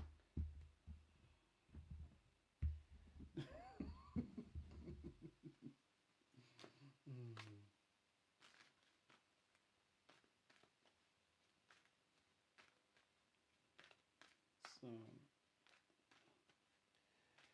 yeah, so we're not trying to date the clients in the community. We're not for the community.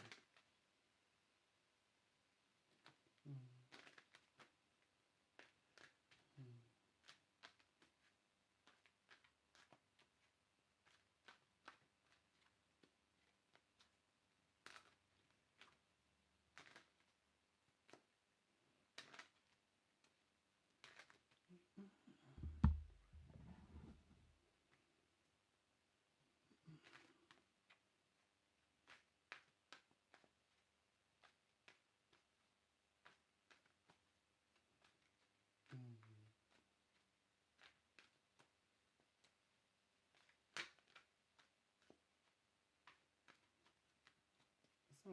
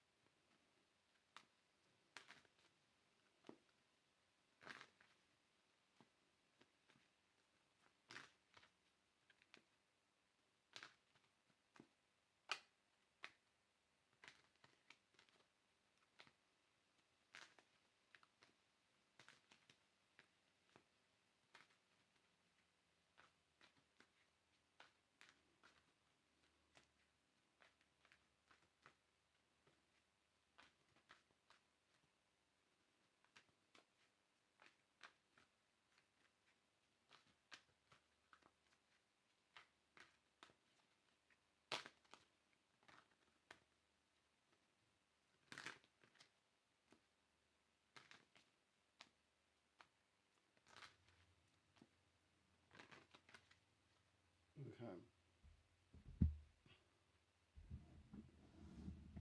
I was in my meditative state. So I'm in meditation. Whenever I shuffle cards, it's a natural meditation for me. So basically, um, okay, so the next conversation is helping people to reaching their, oh yes, reaching people reaching their full potential, helping them stay focused and to go after the things that they want or in need is, it's very healthy for them overall.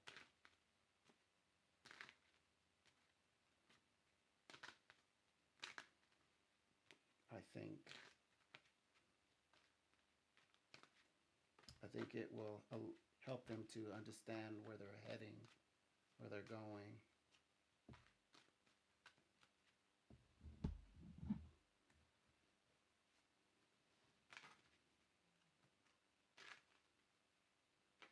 But they can't, like it can't create, the kinds of connection that it's kind of like this. I'm more experienced at creating a safe space for to deliver this kind of information than a person might think that they can create, you know, just through a simple interaction with me. So, like, I can see in the future where things could lead, where things are heading.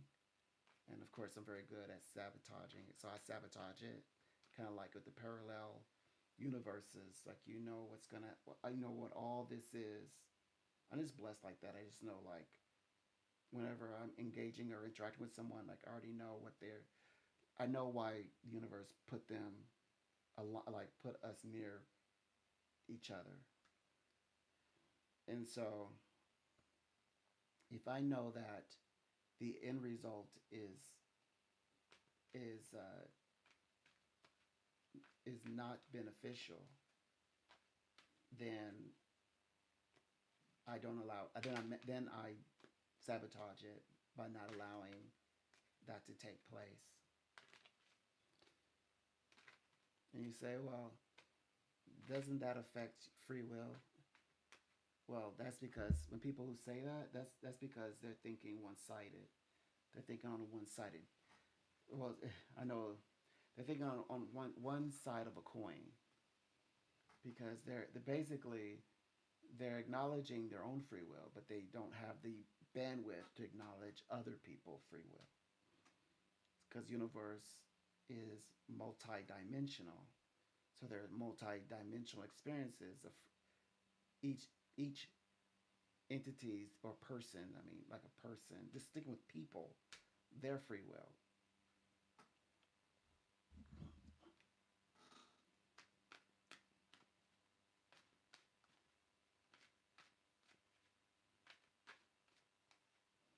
So it says so you it's like yes, we have a tarot card literally called the Judgment, but like sitting in judgment, you know. So you sitting in judgment, you sit in judgment. No, that's the whole point. I'm not in judgment. That there's no judgment to make. From the way that I protect the space is that people come in, they get what they need, and they move on. Now, a person who's trying to, to overwrite that or colonize in that space, not I mean, every color, every race, then that is that person being destructive. They've got some things going on with themselves and spirit, and by free will, the idea of what free will is, defining free will, has nothing to do with me. So, like, once you have your answers, I'm gonna let you go. Once you have your answers, you have what you needed, and then of course, as things predictions, manifest. But your main objective should not have my name written in it in the affirmation. Which, by the way, I would use my side to undo it. I would unravel it, by the way.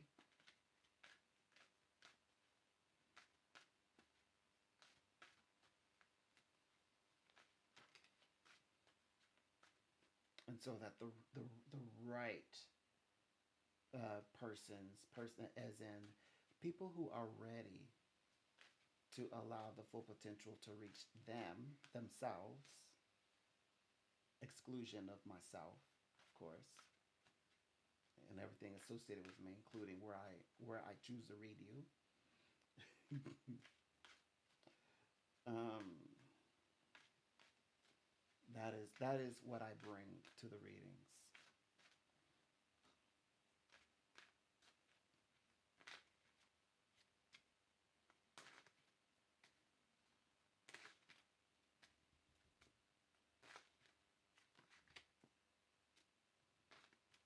Mm.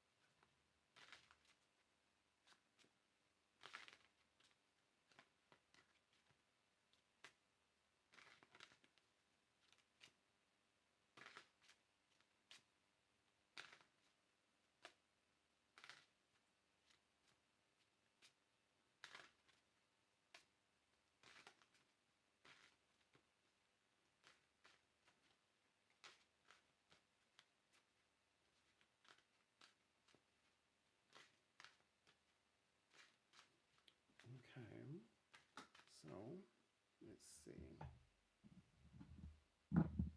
All right, so I'm in my meditation, working. I'm working those thoughts out of my mind.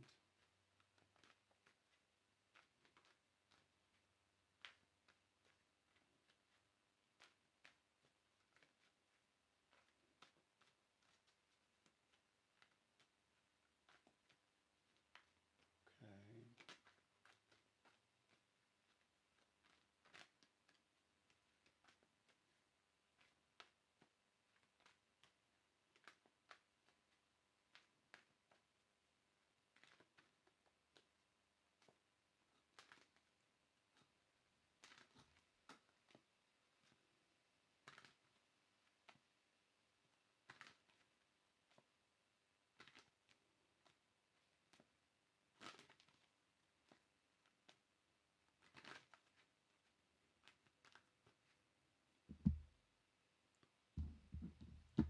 So, um, empathic readings do predict a person because their actions. So if you're looking at a person's actions, you can tell what that person really felt. So that's the way that I like to see how people are feeling. Like I don't like just for the sake of, I mean, who cares what this person is feeling?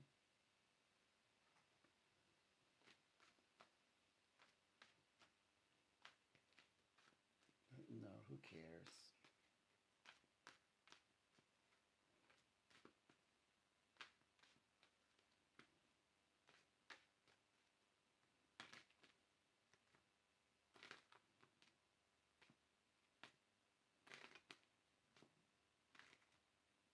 Mm, yeah, who cares? So now, their action wise, actions we do care because that's when we know if a person is going to do something or not. If a person intends to do something, or maybe something is blocking or stopping the person from doing the things they would like to do. So that's how I deal with that. It takes, yeah, it kind of takes time to bring this all together, but if it's when it's done correctly, it opens up many other types of conversation. But yeah, it does get a little tricky, because my goal is to bring about all of these other experiences to people, but also keeping myself out of it. It gets a little tricky, but that goes along with the studies. This is actually in the master level studies of metaphysical science in university. So it's okay. So as a psychic, I've heard stories. So I've also, of course, heard stories from people describing their experiences. So like obviously, I mean, it must be pretty important for them to develop an entire curriculum over it. So, which I'm very happy that I embraced. I didn't have to, because they naturally, I mean, they tell us the stories when we enter into the industry. They tell us stories like you really have to keep keep your private life private. You really do have to, and this is why you're in the public eye now, and it's you know and of course, at the same time, they have to address like psychics who, there are psychics who take advantage of people, and I'm sure that whatever karma they have coming back, in return, well deserved. But then there's the other side. You do have to. I guess it's anybody, professionally, and you're kind of put out there, for the public, you do have to. I mean, it doesn't matter if you're psychic, but I'm just psychic, so I can only really speak as a psychic. Yeah, you do have to just like distinguish yourself from from uh, from. I think not, even if you don't read people, you still have to protect the integrity of your craft. So regardless of how you spin it, even like with clients, you've got to create space. With public, you have to create space. And then if you are really psychic, you like born psychic, you know that you have to create a space from friends and family. You have to, you can have, obviously you can have friends and family and spouses even, but you also have to create boundaries, not just people boundary, but also psychic boundaries. Um, but because people are, humans are so like, they're so very people oriented, like out of need and survival. For some reason, it's harsher. It's considered more like more cold. Like, when you're creating boundaries for people, as opposed to your own family, your friends. In fact, you'd be more. You probably is discouraged from creating boundaries with people you don't know. You don't even know what they look like. Versus, with friends and family. Oh, friends and family, yes, boundaries. You need to, but for some reason, public. Oh yeah, no, you can't do that. Why not? I know I need to. So yeah, that happens.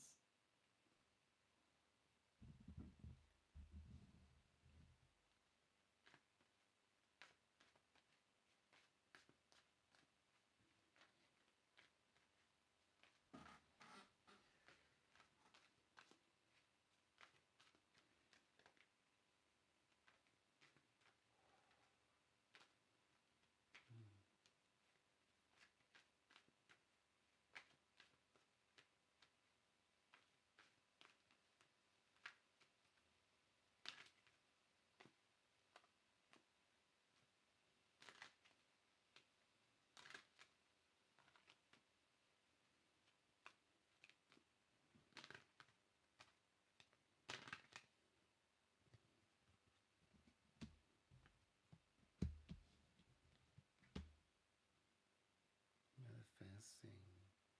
Rising small challenges. Mm,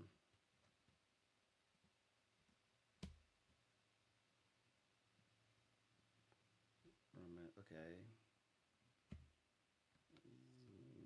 Unexplainable cycles. Three. Compromise. Okay, so three, four. Gift.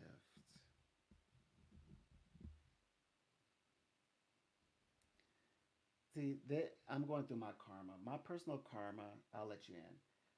Venus in Aries. Every time Venus is Aries, that's the time where um, open attractions happen. So I'm very magnetic right now but I'm aware of it. In fact, as Venus was moving into Aries, I was like, I'm ready for you this time, this cycle, because every time it happens, you know, it's like I can be talking and it's like the sun shine and people like start going daydreamy in the eyes. And I'm like, they're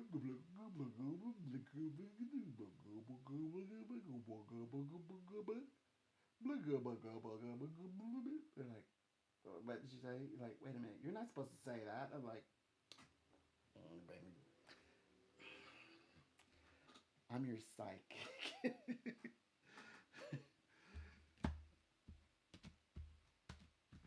I'm not your Terrell. Even if I wouldn't even choose that name as a stage name. Come on. Let me get you out of here. Let me give you the answers, and then you can have everything close to this experience as you can get. But I guess it's better than being not liked. But if liking someone is based on what that person can give of themselves, and why are you asking for their seeds? Why not ask them for their wheat? And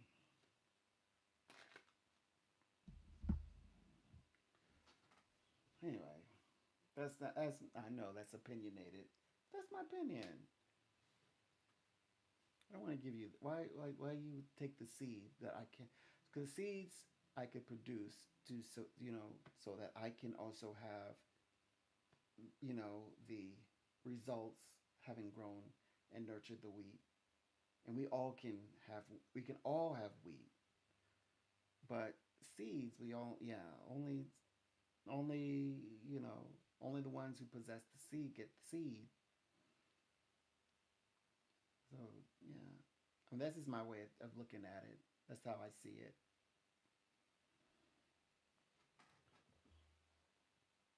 So I wouldn't give you the seeds, but I'll give you the results of the seeds. And then from those results, you can acquire your own seeds. And then of course we teach you how to plant and grow your own garden and nurture your own garden.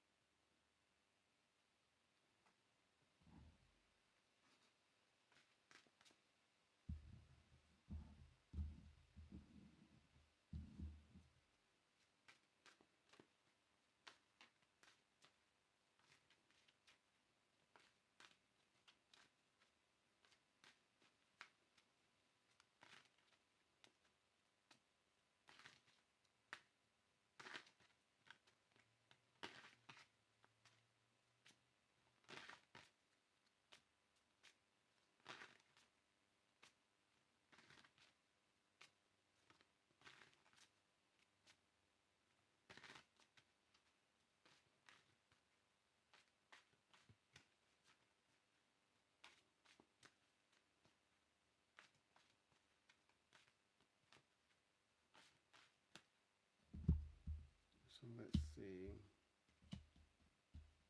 Um,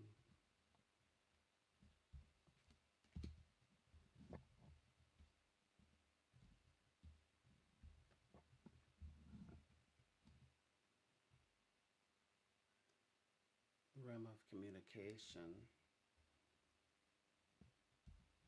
Okay. Oh, wow. I knew that. This was more about writing. Um, okay, too light. Action wise. Okay. So becoming, all right. It's really about writing. So at seven, writing. Oh, the whole thing, even like longevity. So this is an additional process. But this one is a challenge right here. It's for like lasting. That's the reason why it takes. This is more like for like long term goal results. That's what this is. Basically, it's saying that um, projects are taking time to fully grasp or take hold of, and the more that the better that you get at it, yes, there's improvement, but there's always more improvements to make. That's what this represents. But at some point, it becomes fully activated, I guess. At some point, where at least where you're in motion, where there's activity, there's actions happening, and of course, people then are also moving. So people are moving into one's life. So you move. So if you're moving into someone's space, or relationship wise, although you feel like you're at least having conversations about the things that needs to be done to make those improvements, one you still must have in mind that more work is coming your way. There's more to do. So there's more work to do. That's a good thing. That's not a bad thing. It's good when you can have some ideas in mind, work that you've got to do, and you're doing all that you can do, to make those special. Well, if it's a special connection, I like to talk about people's personal journey, but if it's with a connection, then it's like you have to start to see, like, when will you start to see changes? That's what this is about. Like, when will I start to see those changes? Then that's what they're looking at here. Well, with those changes, even as they're happening, you still have work to do. So, like, don't get complacent. Complacency is going to always be a bit of a blocker. So, yeah, you don't want to be trapped. We feel like, oh, this is as good as it gets. Universe right here describes, no, this is not as good as it gets. But you will definitely see like visible evidence where things are getting better. But if you thought that you could win and win big, would you go for it, or would you settle for a partial win? And now this is knowing that there's a greater win at stake. There's more on the table. Most likely, if the odds are working on in your favor, you're probably going to go with the rest of whatever benefit is on the table. So that's what this is describing, which is well, I am in agreement. I am in agreement with that concept, I would say.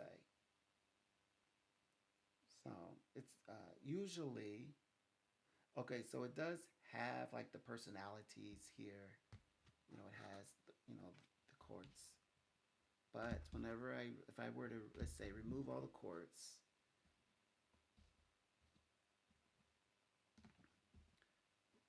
half of the 50% of the reading is all about the day to day throes of life. These are minor arcana, which is microcosmic in nature. Well, at least the way that this is written. So there's a lot of like little details to life, little details that you have to really take into consideration. You have to give some thought. You must give it thought. These sorts of things. You have to give it some thought. Um,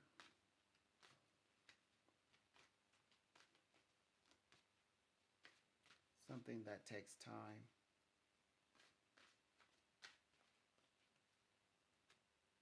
Something that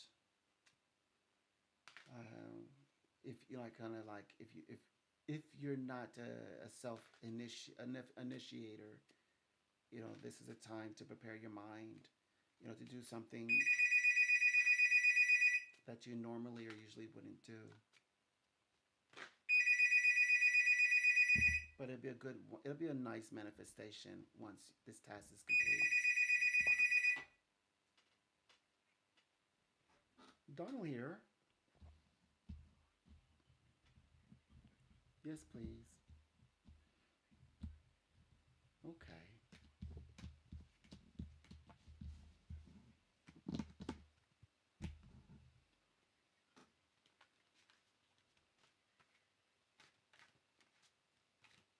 Welcome. A pleasure. We have a lot going, wonderful things going on. Okay. Nice. Oh yeah, we're in the middle of all of this. There's a lot of events that we're in the middle of that need to play out. Hmm. And these are long term things that affect us long term wise. Mm, okay.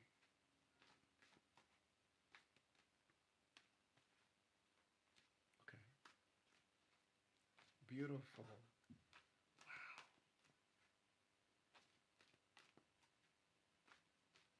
Okay.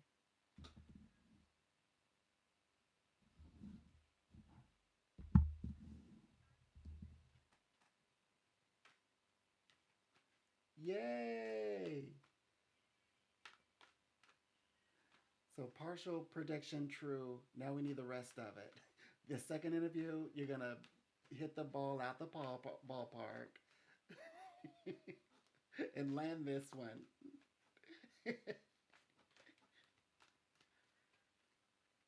Yes.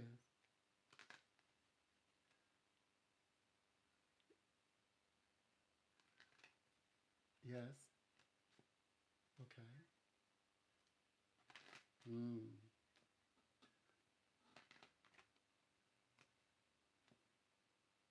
Okay.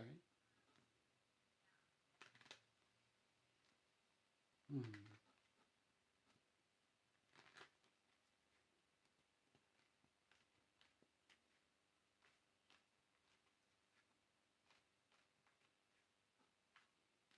Mm.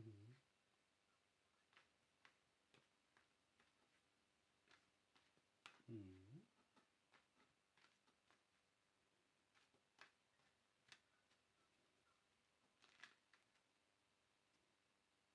Okay.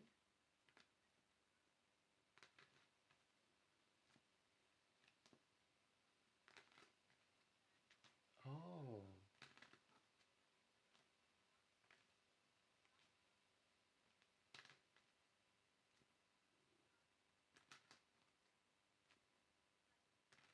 Right. Absolutely. Mm. Right. See, this is coming from an old habit. They say you shouldn't boast. You should feel humble. This is where this kind of humble doesn't work out very well. Humble means, what the humbling factor is. Understand, being able to go back and say, you know what, I really did phenomenal job when I was in this old other position. I was able to do X, Y, and Z. Do these. That's humble. Because you're accepting yourself. You're accepting who you are, and so somehow this vibration is being blocked to you because you have done marvelous things, wonderful things. Because I've heard, I wouldn't bring it up, but the way you would talk about when you worked at this old company you left from, you talked about the like the level of work, how you much work, the work that that you had to, like, you felt like you were doing other people's work that like intern work, but you started to say, well, it was probably more efficient if I just do it myself, and on top of the workout that I've got. Like you have a lot of stories to tell. You're just probably trying to figure out which ones you want to tell. That's where your humble is. Mm-hmm.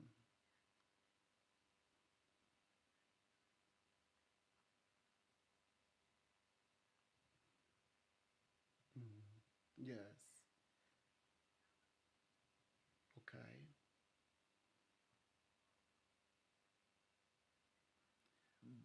There you go. Now you're humble. Now you're humbling. Okay.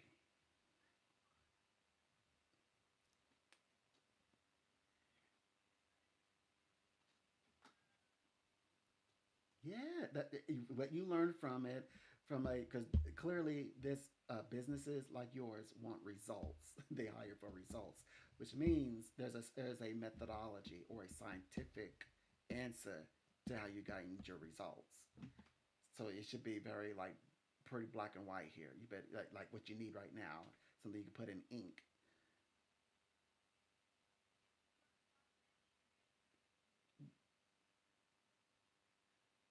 Mm,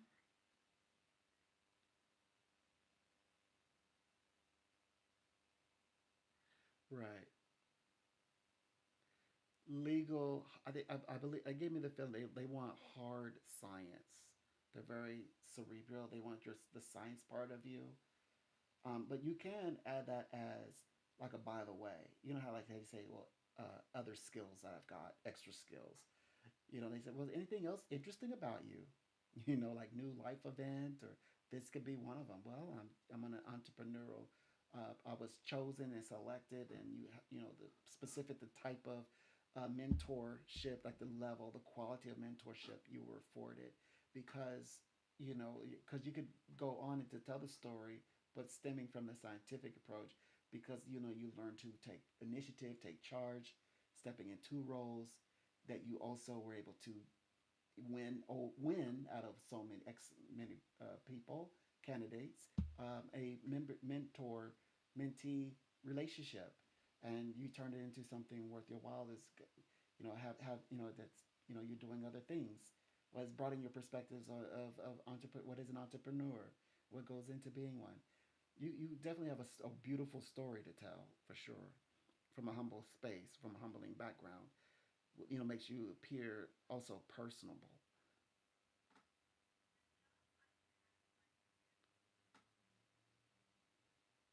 Mm, okay. Mm, yes.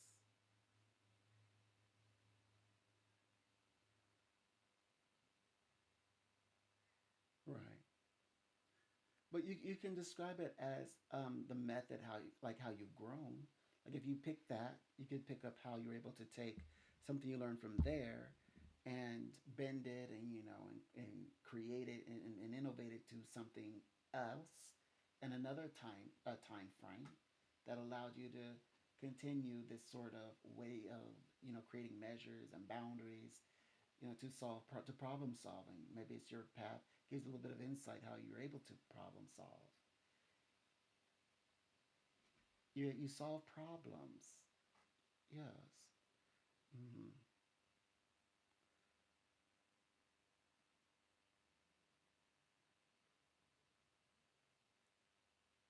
Mm-hmm. Yes.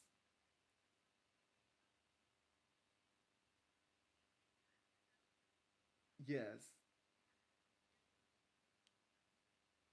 Exactly. Yes. Yes. That's right.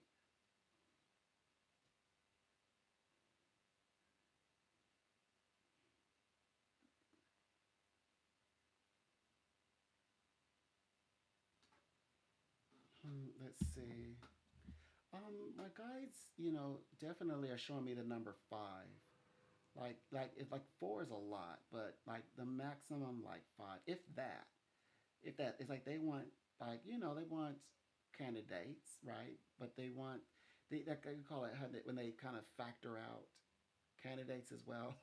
Like they may come in, like they may have like six, but then they factor out the best ones. Like, well, we want like these are the ones that are in competition. So it's between these. I keep seeing the number at least like minimum like five, but when you get there, it might even be less than that. But I just get the vibe of 5. Hmm. Exactly. Not everybody's gonna. At least when you get there, not everybody's even there, not even present when you get there. You're gonna feel like, gosh, am I in competition with myself? You might think like, oh, I'm in competition with one other person, but you also might feel very confident, like, well, I've got this in the bag. I think I can handle this.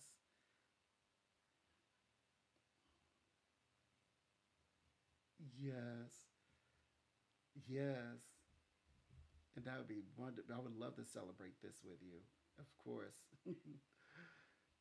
Hmm.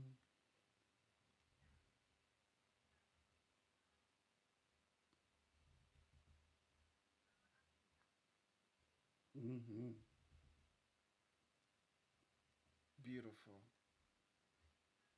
Yes, of course, of course.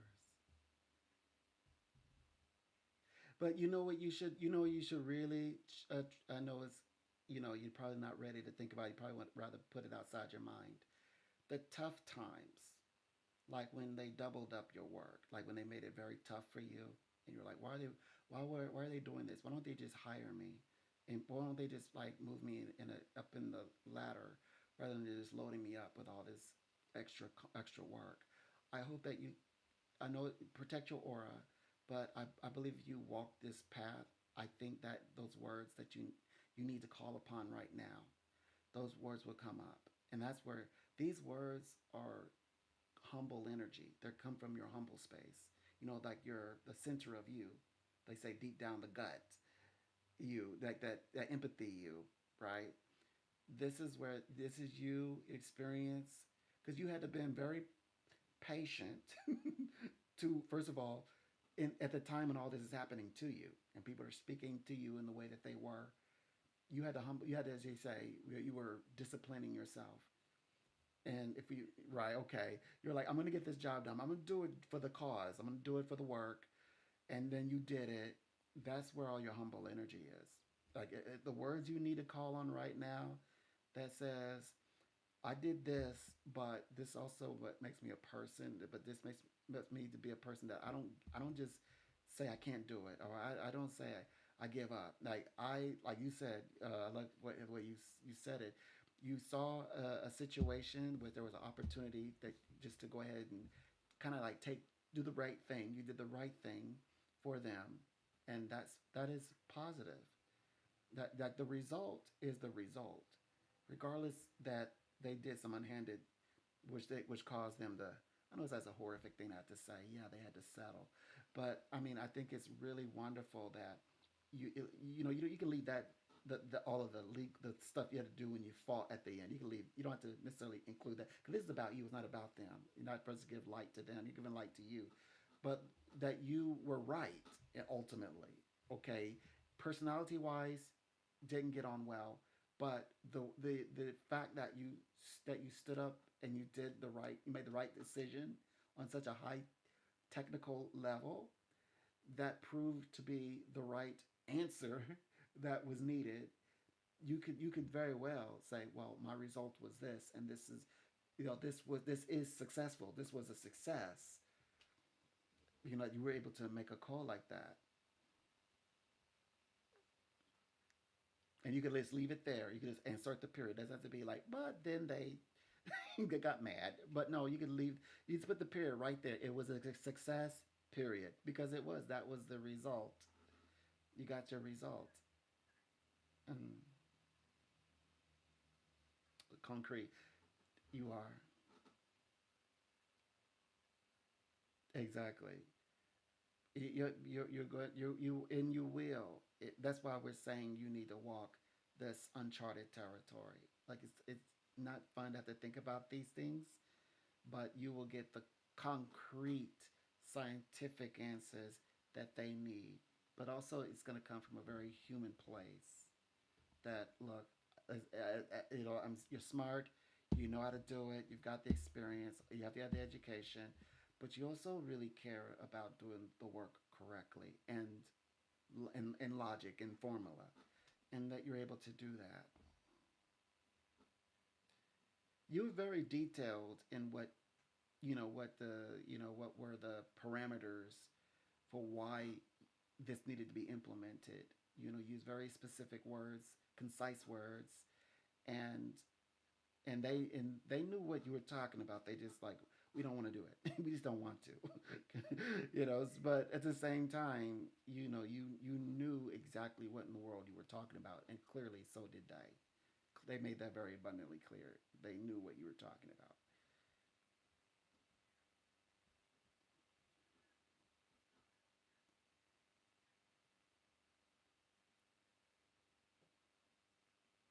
Yes, it is.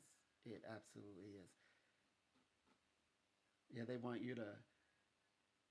I had to, a top priority of contract of mine.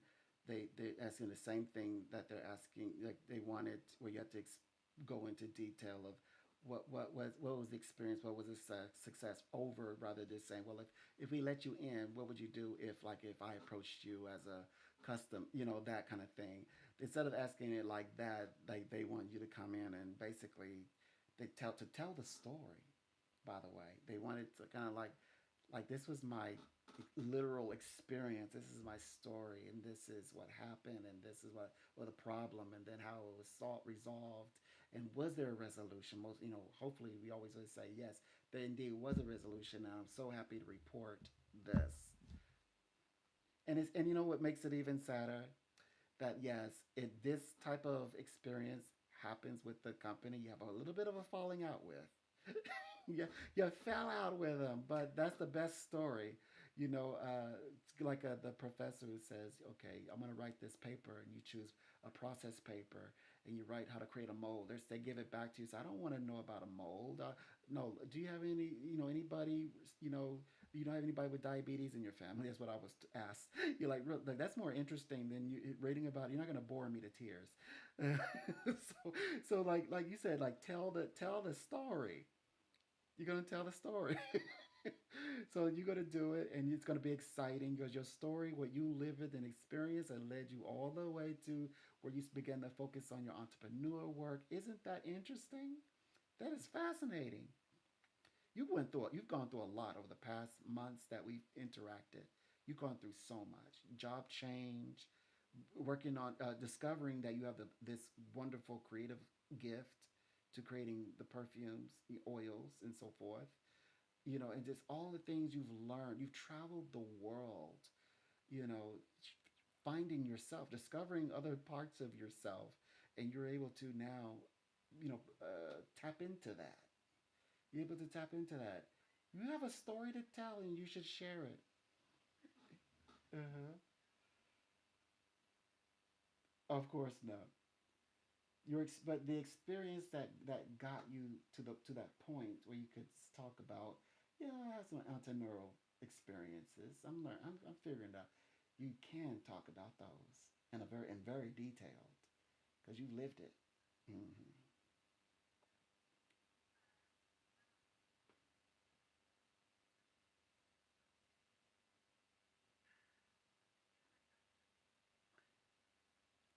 Hmm. Right.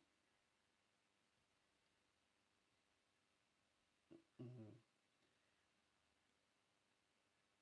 Okay. Hmm. Hmm.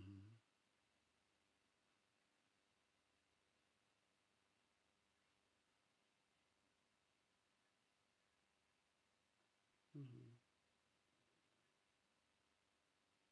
Right. This one gives me the vibration of like, how they spray it kind of like in the air and it lands on you. You kind of like walk into its mist. That's what I'm picking up on. It feels like a nice mist. It gives off of a nice mist.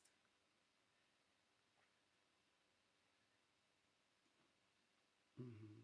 Hmm. Yes. Yes.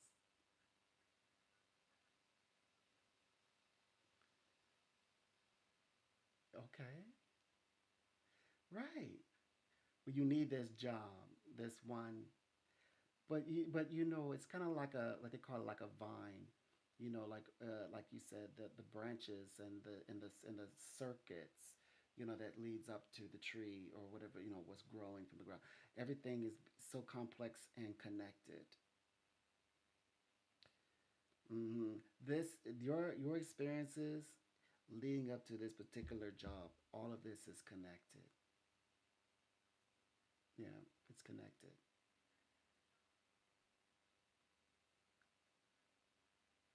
Brain science. There it is.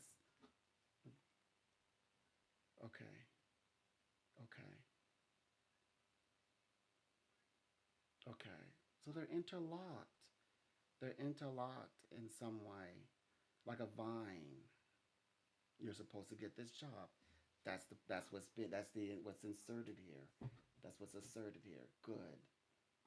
You're supposed to get this job. Now we're getting somewhere.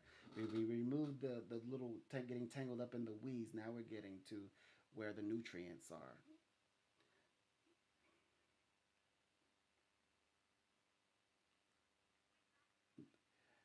Your path has not disappointed you yet.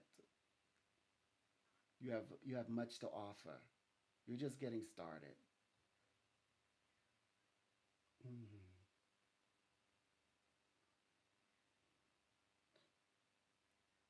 Mm. Well, we're sending you a prayer and energy. We're following close. Okay. We're gonna wear. We've got the second interview. So, well, she has a second interview. We're gonna manifest for her. See, that's what I'm talking about. Now she could be talking to a therapist. She chose to talk to me. I'm a metaphysical practitioner, and I don't have an hour with her. I have like 2 minutes, a minute to 1 to 2 minutes, and I. That's what I'm talking about. Like I get like you all are gotta take time to pull the layers. Speaking with a metaphysical practitioner, I'm like, you're like, whoa. And then all these things are like, I wait a minute, this has happened the way you said it. On, yeah, it gets crazy. So, oh gosh, yeah, we're gonna be celebrating that. We're gonna be celebrating together. Oh, here, soft.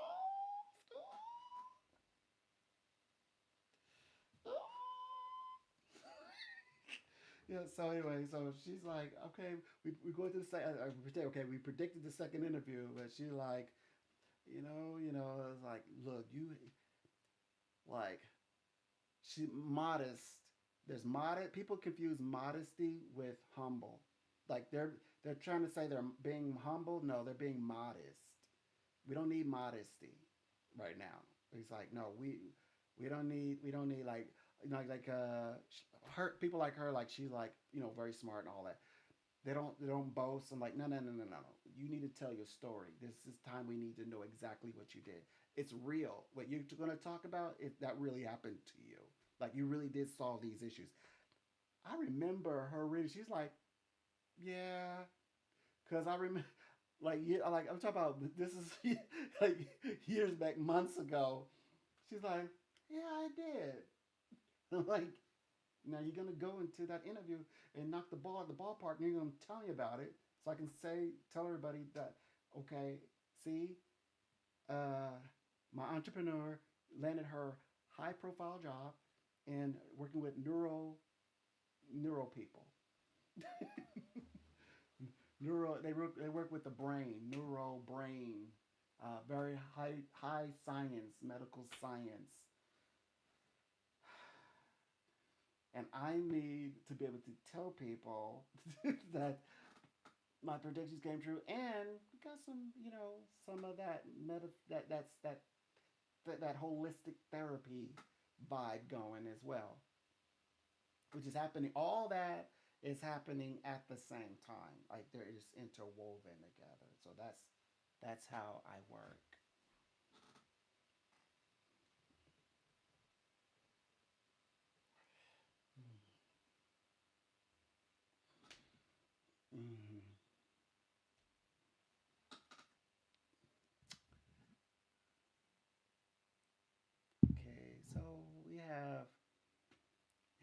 Okay, I'm gonna be right back. I'm gonna disappear on you guys for a little. This.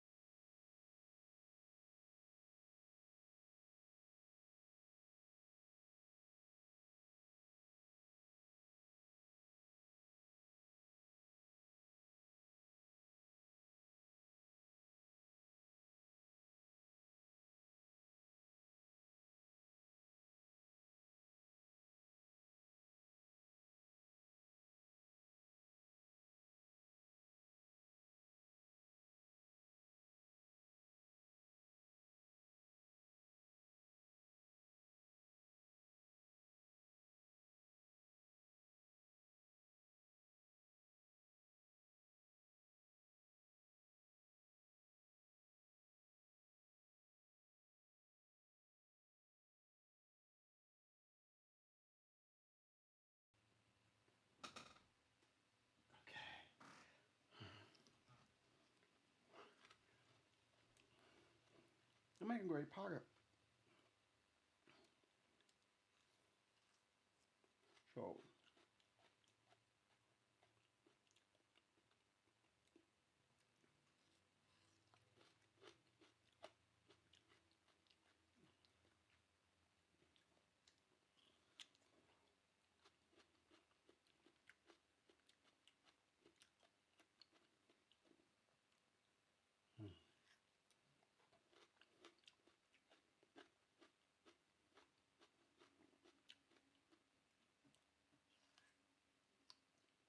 oh,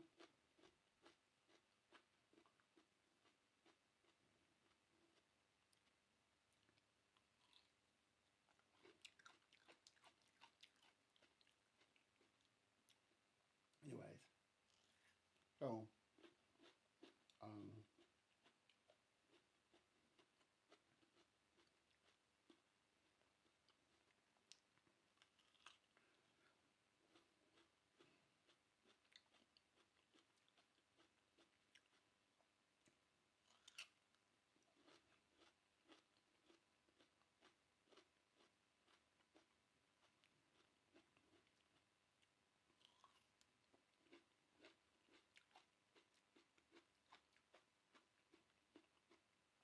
so,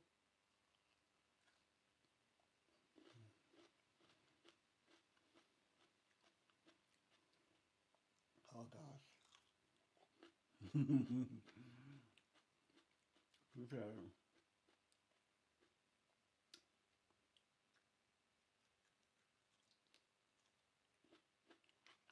He doesn't want to be let down.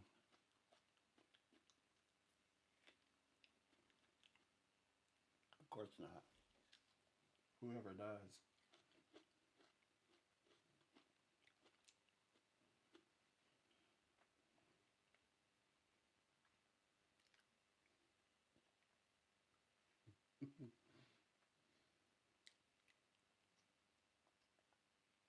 Mm.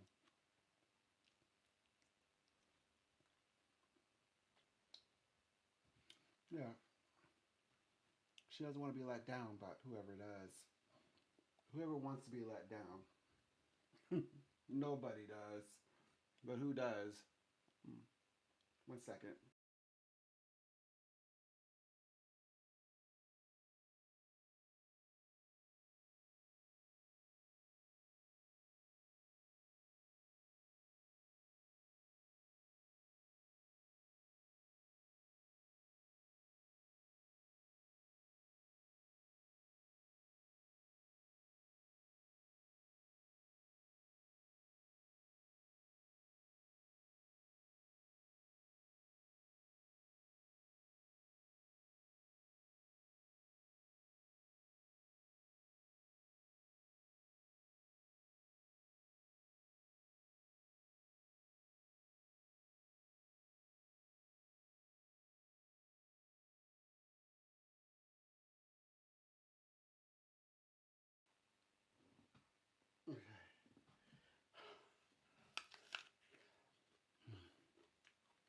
All right.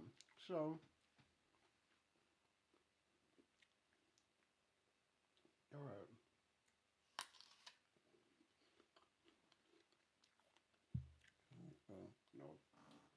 that there.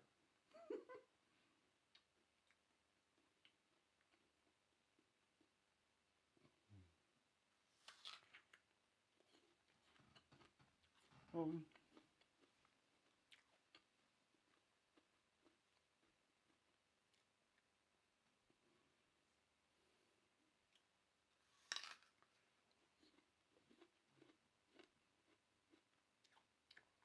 with a bit of a snack. And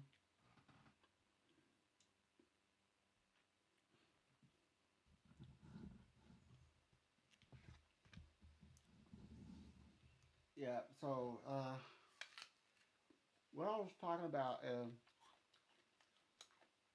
she feels like the world's opening up to her and lots of things to do. Her website's coming together, which I told her to prioritize because by having the website or the businesses up and up, everything else falls into place. Kind of like when you want something potential in the universe, and the universe says, but in the conversation you say, okay, I'm gonna have my website up. The universe is like, okay, we're waiting for you to get the website up, so that these other things can reach you. So she got her pictures of her website. She finally, by the way, it's been over a year. She says she likes the way her website looks like. Oh, very beautiful. Mm-hmm.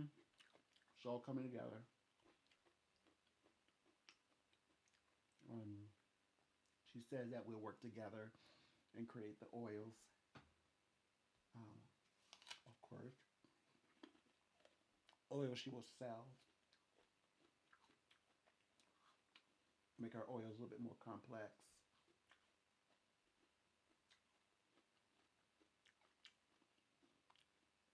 She's giving the other oil as a gift.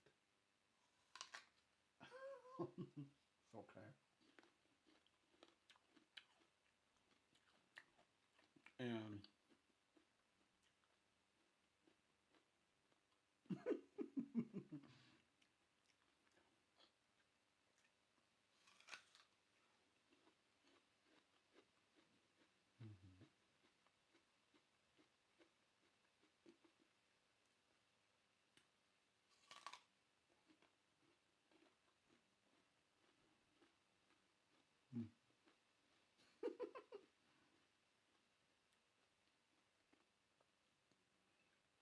I explained to her how she also sprayed the oil. I explained to her like how she did it.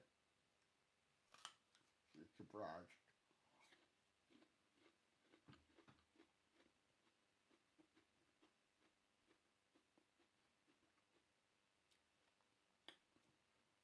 She's like, okay, so far everything you're saying is coming to pass.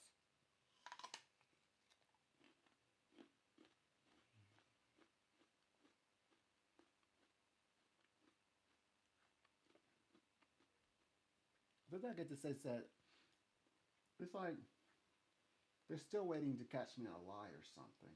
Like we've been talking for over 2 years, 3 years. I haven't lied to you yet. It's like you're a lie. Like after all the what we've gone through, what we've been together, we've been through together. All you can say is I'm a lie. Well, the other times I was right, but it just keeps on. The gift keeps on giving.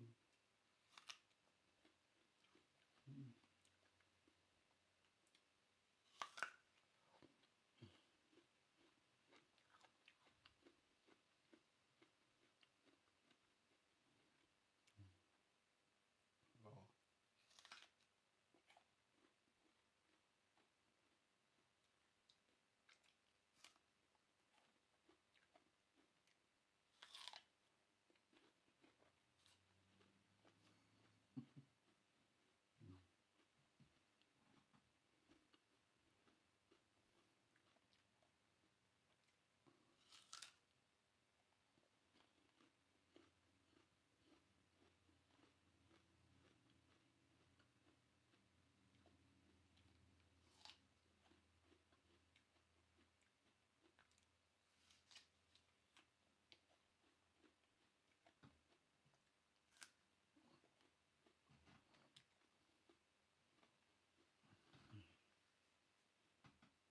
second.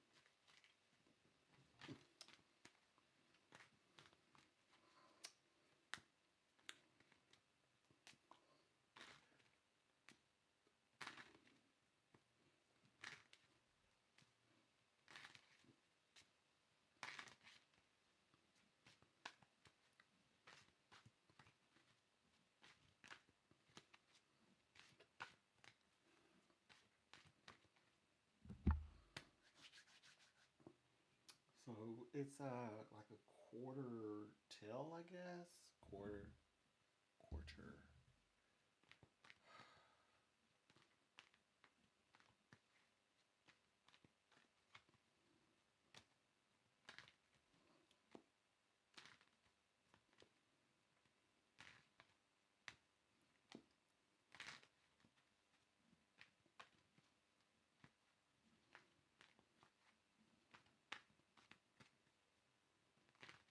Yeah, I think that she's. I think that clients, I guess I get kind of bewildered in my mind. It's like they know full well I'm not gonna give up on them. They just know it. I'm like, I'm holding them to it. I will not let them get away. I think sometimes they get surprised. They're like, you care about this more than I do. I'm like, yeah, I do. I care about this more, just as much as you do. I think people get a little surprised.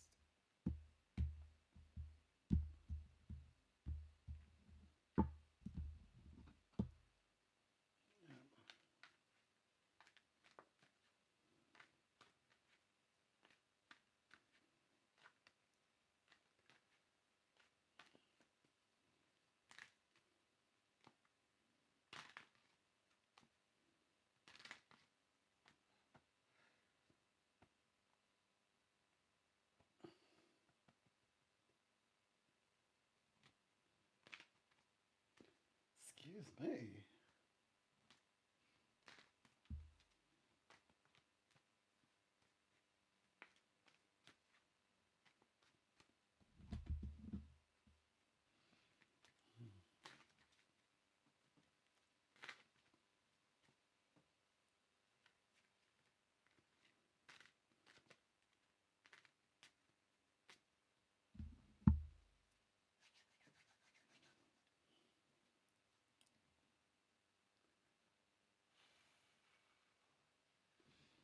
Okay, I need to begin to relax.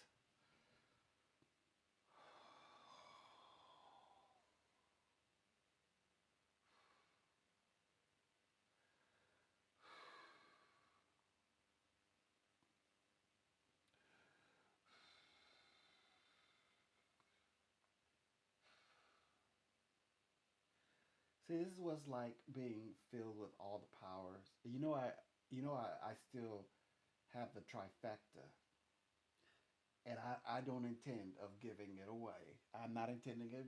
I'm not giving it back. I have the trifecta. So, trifecta. Trifecta. Well, anyway, like on the inside, like I've had to I have to like breathe because it's so much power.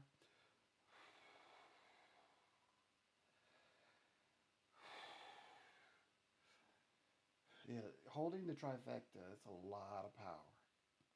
And you gotta breathe.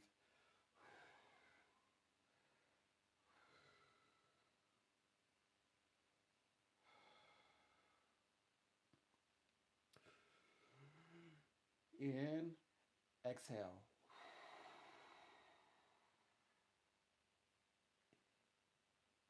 Inhale, exhale. Trifecta.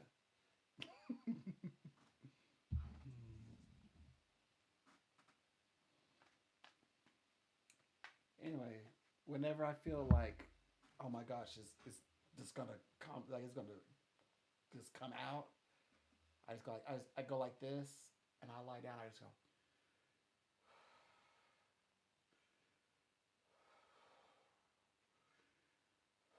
go, like stretch my arms like this,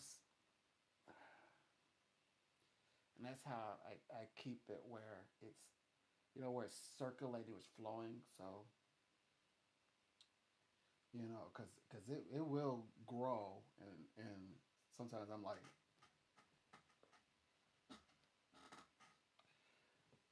but it's but it's all to me. I have to keep it. I have to keep it, you know, um, channeled.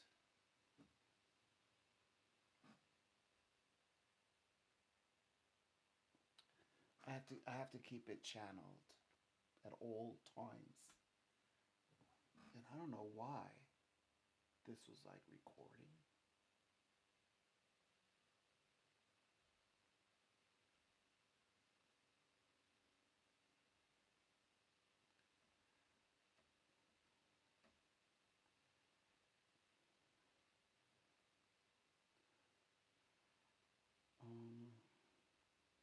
Is it this one? Is it this one?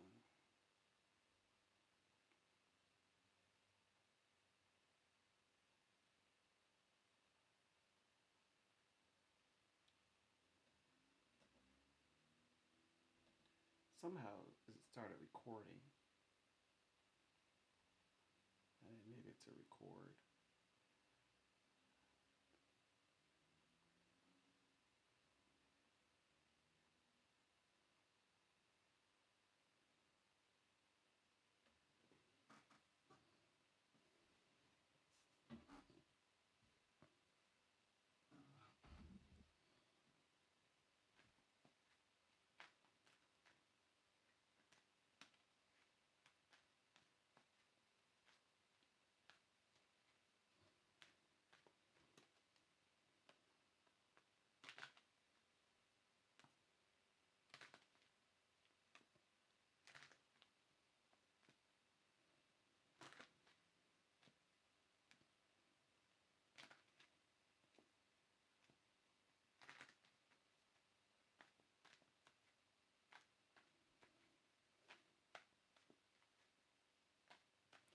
I have a lot of thumbnails.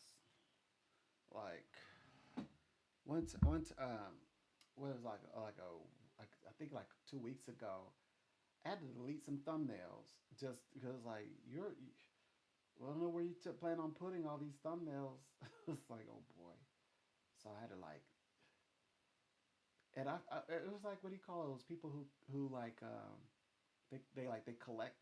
I collected thumbnails. I was like, oh my gosh, do I want to like, can I delete them? I mean, no, like they're like, it's like I was speaking to them like they're sentient. It's like, do I delete my thumbnails? Oh my gosh. I'm always like trying to figure out ways to like create, so like thumbnails and things like that. And I like to like take like a collage of photos and then take an element out of the photo and create a completely different original photo. I like doing that. And then of course, I use it sort of like to create like mystical symbols, or kind of like if you're going to take like tarot cards and you kind of create using your own symbols. I like doing that. storytelling. Now, if I keep writing like the way I've been writing, like it's pretty amazing. My writing is definitely improving. Well, it's improved. I think my writing is quite exceptional. Even the style. I even like did work with. I did pull a homogeneous concept. I spoke about the source, but the company name is actually Psychic Source. So, and of course, I'm a psychic, so it's like, oh, I love resonating, or ethering. I love to ether like that, resonate ether. I'm very good at that. I do that naturally. I can. I think you guys don't you call it like a double entendre? I naturally do that. I don't like to call it that. Sounds like I'm like battle rapping.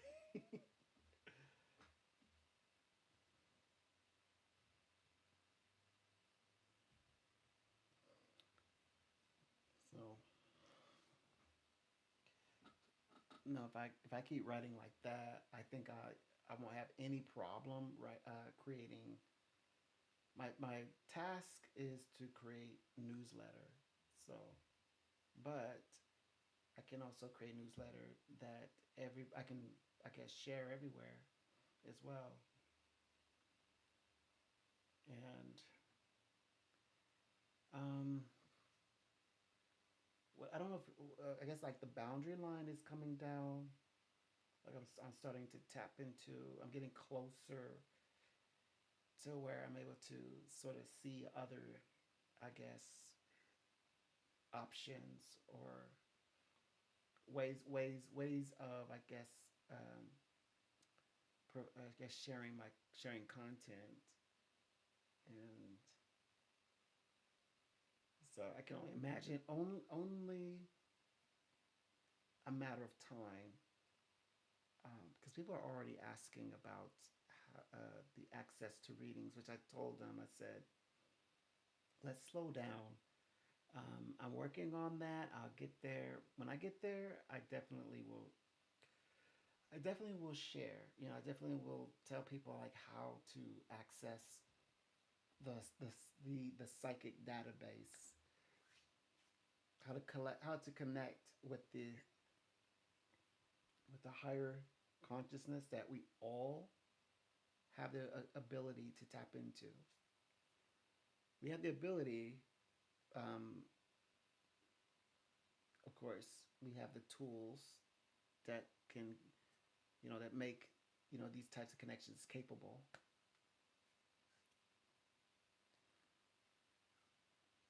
We're going to continue working on it. It's just, I know it's taking some time, but this is the right way to go about it. So I guess like this next phase, portion of this phase, is focusing, honing in on the clients. All about the clients for now, and definitely we'll get centered and connected to the writing, but also the interacting, um, allowing others to engage the readings. But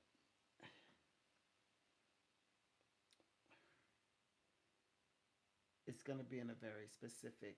It's going to be a very specific way, because right now these clients they're just in a tough situation. Their lives are advancing. They're trying to figure out like what everything means, what this next journey represents. For my client, she lands this job. She's going to be able to do everything that she's wanted to do. Our conversations are going to just go through the roof, the level and kinds of types of conversation that we're meant to have.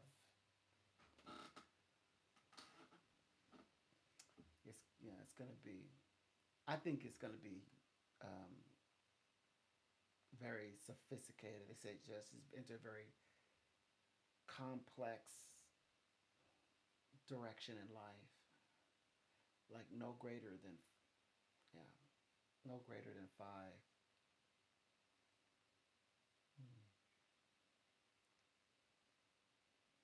Hmm.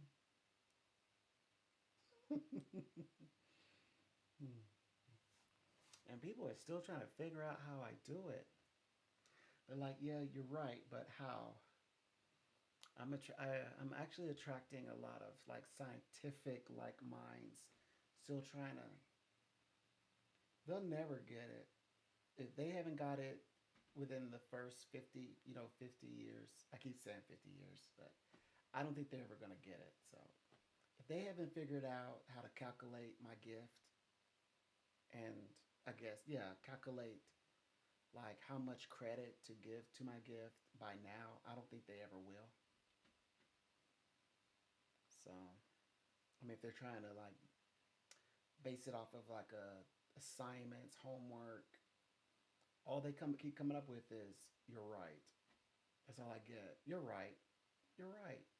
You're 1,000% right. They want to be able to explain why I'm right. How though? Not necessarily why, but how are you why? Or how if it is a why, it's how did you come up with that? How did you figure that out?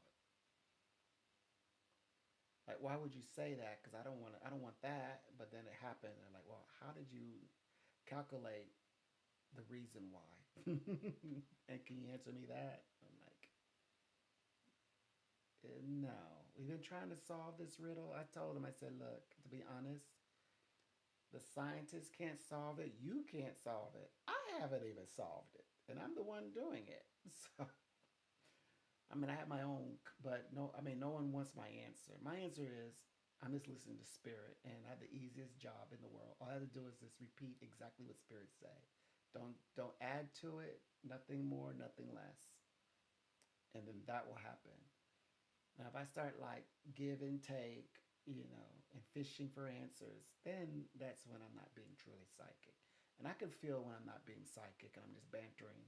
So I always like, yeah, the moment that the bantering started, I'm like, look, I mean, as a human to human, I mean, I love to do it, but as a psychic in this space, there's no way I could do it because it takes away from spirit. It takes away from the actual answers that are very real, and as regardless of that, you whether if you want to banter about this or not, or that I'm willing to participate in bantering.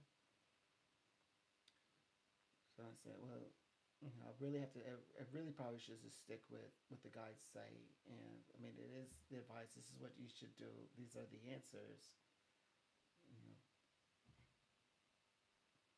You know, like, trying to explain why Christ hasn't come back yet in your lifetime.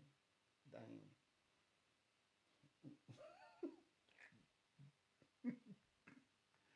that's a lot. Okay, this is a lot. So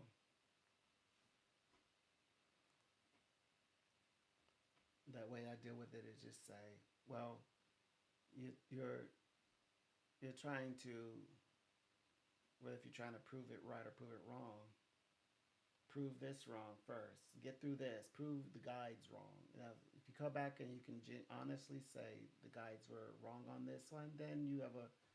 I would say, look, if it's wrong, you can call back and say you say that. But when they call back, they say, yeah, this happened.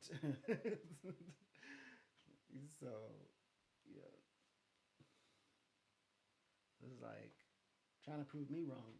First of all, try to disprove what this is saying first, then get back with me. Then once you prove me wrong, it's easy. All you do is come back and confront me and say, "Hey, you said this, and this happened, this and this." Only thing that people have done, like they have come back and said, like they misinterpret the reading.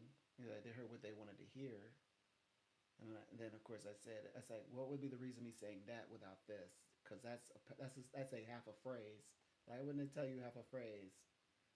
And when I tell her the whole thing, they're like, I said, in fact, without them telling me what happened, I was like, this is what happened.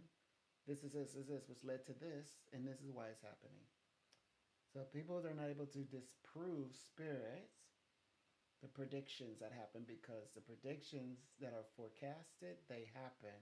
So people never call me. Have you noticed every time I'm on here, I don't plan when people call. I don't plan when I'm going live. But you know what kind of calls you don't see me sitting here under sweating under these collars, long sleeve, right? They don't they're not calling to challenge me. They're not saying, like your information is off. They're not saying, so I had this reading with you, you said, and this never happened. Like those type. Now they'll say you said this, I wasn't happy, but I have to admit it happened exactly like the spirit, like you said it would. Which I like internally say, well, the way the spirit told us that it would, and I just shared it with you to give you the answers you need so that you continue, to develop and grow. You know, but people don't. Yeah, no one still yet has not contacted me and said why like when I read with everybody else. They do say why when I read with everybody else they say one thing and okay you're over here saying another, but everything you're saying is happened. That means everybody else that I read with has not happened.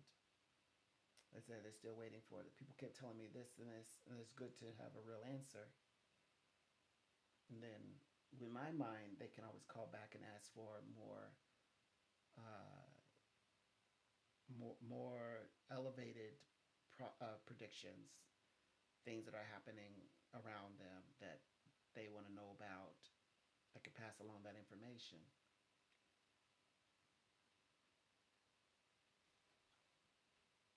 Mhm. That is that is what's going on here.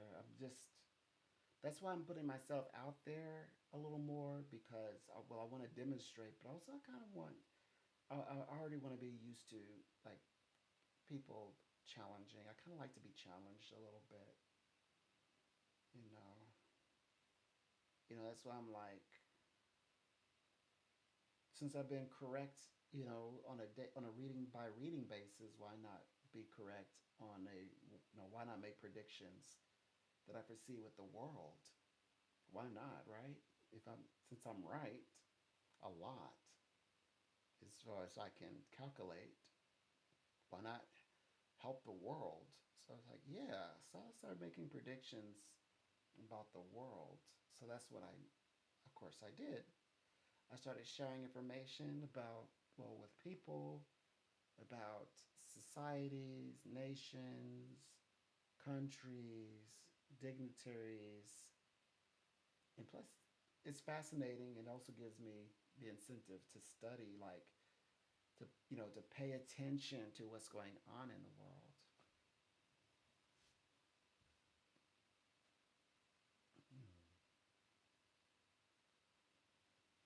Yeah.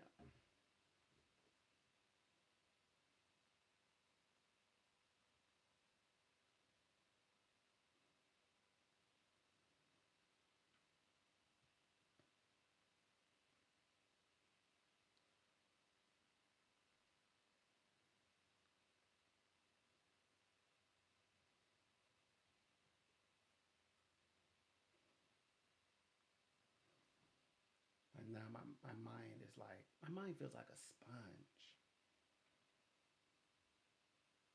like I'm absorbing all kinds of information.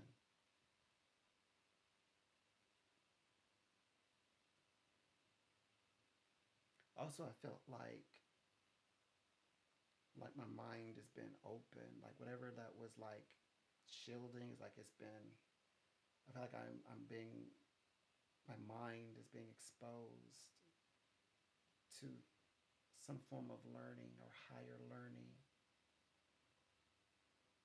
So I'm really open right now. I'm really open. And more and more, I think I'm going to become accustomed to channeling information that is most accurate, that is correct, um, and also precise.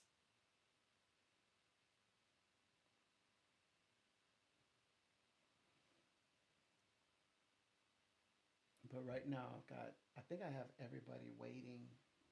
If I'm not mistaken. Let me see. I think everybody's like, so when they're like, so when these other things you're working on gonna like you said, aren't you supposed to like,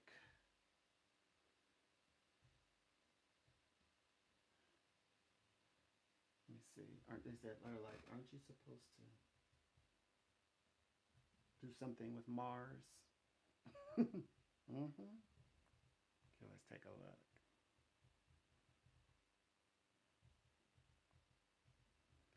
Yeah, I gained some subscribers, of course. Yep, people are watching.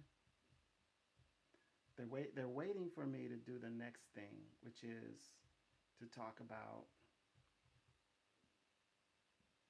I think that they want me to talk about uh, Mars, and I've been taking my time with it. I mean, I have like another week to talk about it, so I like to like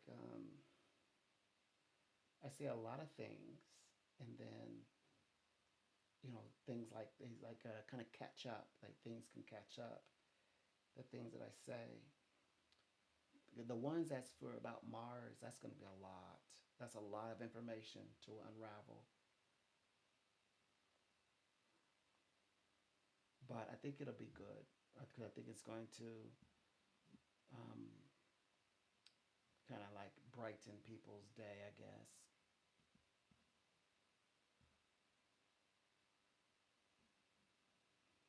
I'm surprised that I haven't like have not begun utilizing my Twitter. Like people don't typically find me. Like you'd have to like I don't tell people when I'm gonna go live. I just go live. I and I kind of like disappear on people. I don't post that I'm live to anywhere.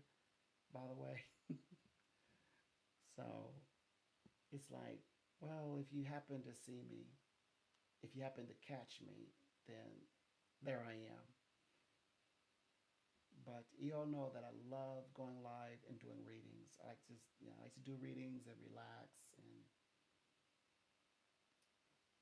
it's good that all the test readings happened, and then um, one of my, of course, my dear clients to contact me at the end of the day. So that's yeah. So my energy is actually up. At the test reading, then my energy now is up.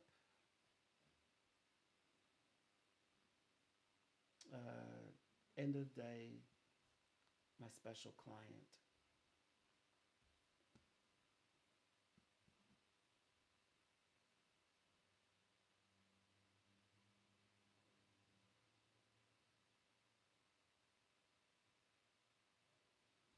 Yeah, so that's how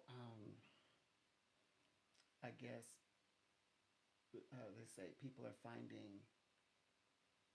I guess that's more or less their way of having their connection with the greater sense of unity is because they are able to get to the root of things, and of course working with me they're able to do it very quickly. Whereas like the traditional method could take months, it could take years, of perfecting and a lot of exercises. So, and that's not a bad thing, but there is something special about the ability to zero in on in others' issues, and helping people to helping people,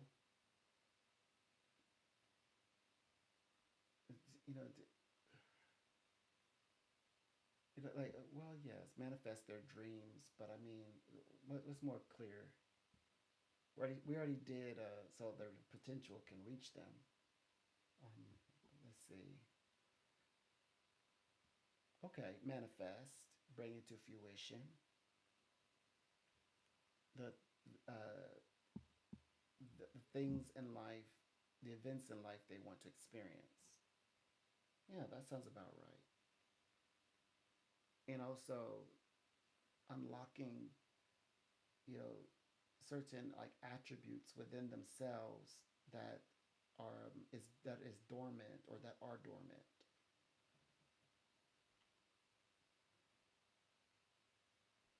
So it's like once that is unlocked, and then we find ways,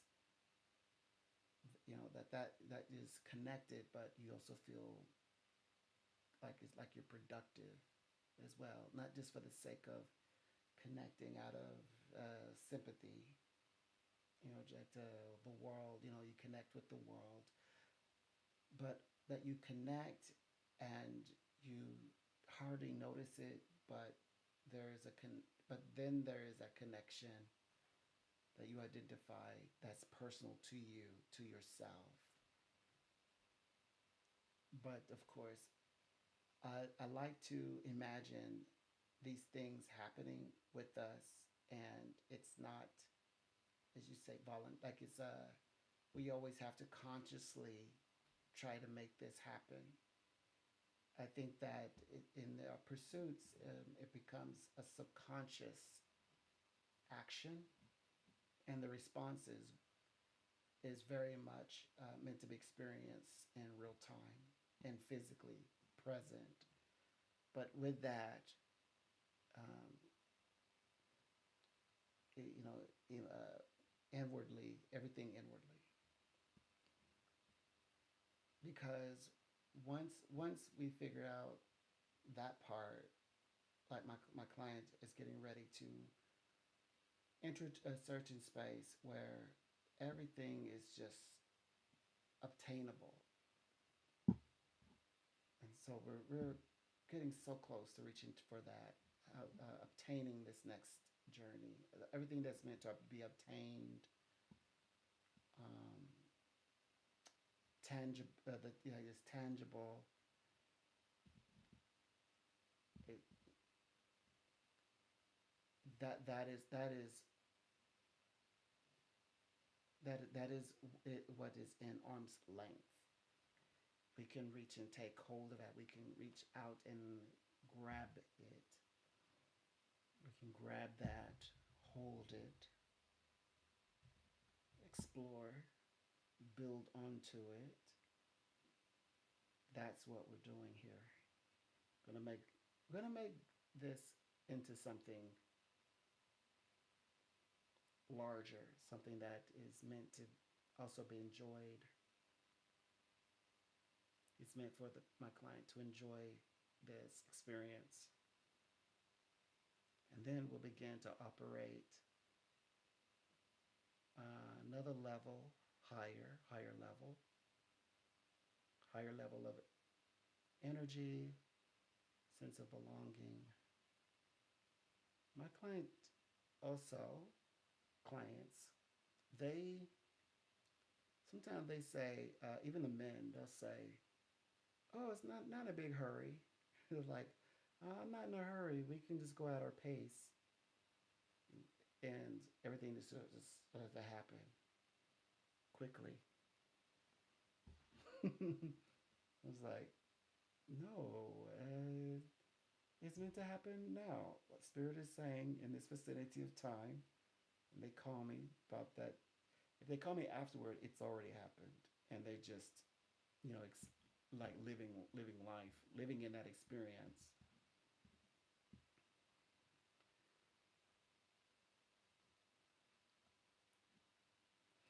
That's how, when we speak in these spaces, and and I'm able to remain so calm because I know that they're going to once they see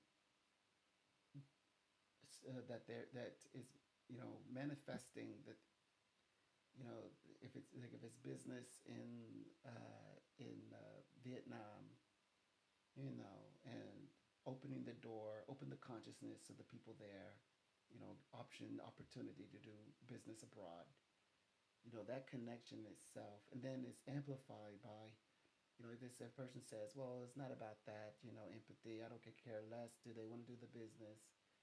And then they begin to do the business, but then they begin to say, they're very eager to do business. They really want this to work, and we want this to work for them. It's like, okay, now you're speaking like a person, Yes, business to business abroad. Yes, you have no real ties to them, but then you start forging ties, and you start to realize, like how important that this journey is going to be for them, the lives that it could change, and of course, from the perspective of a healthy lifestyle, not destructive, story normatives that you know, we have that are that are the generalization of of what the world is like. People actually start feeling good about like being a bit of a light in that sense. And of course, I like to talk about it. So, um, have the ability to do the things you want to do. That's important.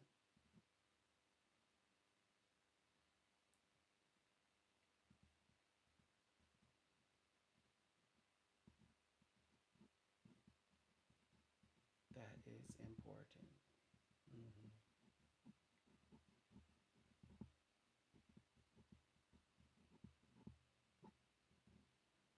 I'm always also very careful because I'm telling you, like the companies they play, but dynamically, like I know for a fact my clients are not gonna wouldn't like you better not mistreat you know that psychic, and you know why. Like, don't play with me. Don't play with my spirituality. Leave the psychic alone.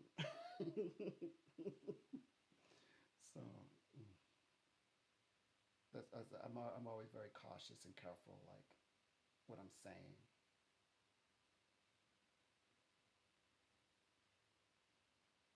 But they've already like let me know. They're like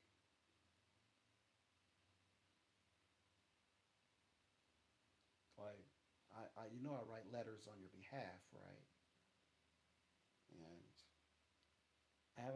And I haven't quite told them that. Well, that like none of that reaches me.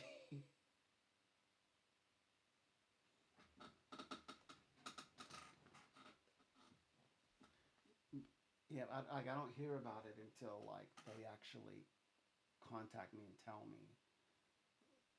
So, and I know they're doing it because these personalities, they're excited to tell me.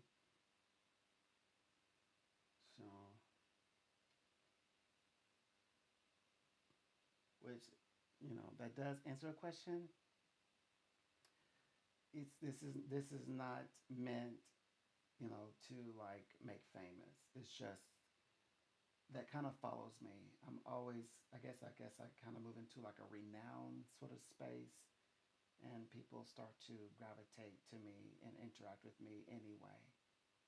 So like they still see me as like they created a plaque and a little and a like an altar space in my name. So people have done that as well. Kind of like praying. It's like when you pray for your psychic or your spiritualist or your those are people, or your leader, spiritual. They call like your spiritual leader, like for like the ministers and things like that. So they people that have done that for they do that for me. Um, that have established what they call it, like resorts, like a getaway spiritual retreat. Retreat. That's what I'm looking for. They've established retreats and mm-hmm, a lot of real estate involved and horses. So that's the whole spiritual dynamic community.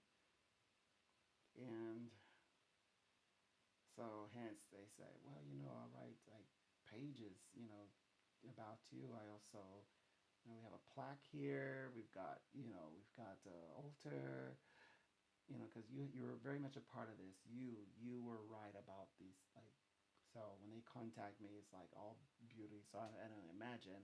It's like I hate to tell you, but they're not giving me any of your messages. I bet they'd be like, what if I wanted to send you flowers? Yeah, I wouldn't receive those flowers. So there's that.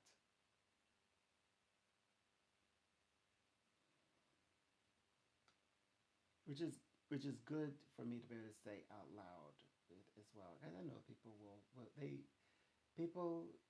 okay. I'm not my I am too prideful to live in delusion. So like if another person is actually doing the work, I'd have to I would have to back I'd take a step back like, hey, you got this. But I would be the one to be like, oh, by the way, you got we received letters about you here. I would do that, but I know people are like, I've been reading a person and then um, my man he had to, well, a few other ones they had to like distinguish when they were talking to me versus talking to somebody else because I talking with somebody and then we're having full on detailed readings and then they're trying to reach out to them on another phone because I'd hear them. They said, "Oh, that was one of the famous site." It's like coattail writer. Of course, they cannot. It's like the words. Okay, so not even saying um, imitated, but never. What is it called? Imitated, but never duplicated. Oh, you're imitate. Oh, here you are. You're imitated but never duplicated.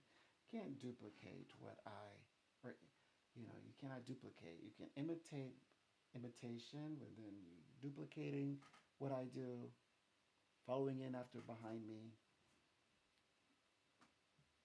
You know, it's not worked out. They keep choosing me.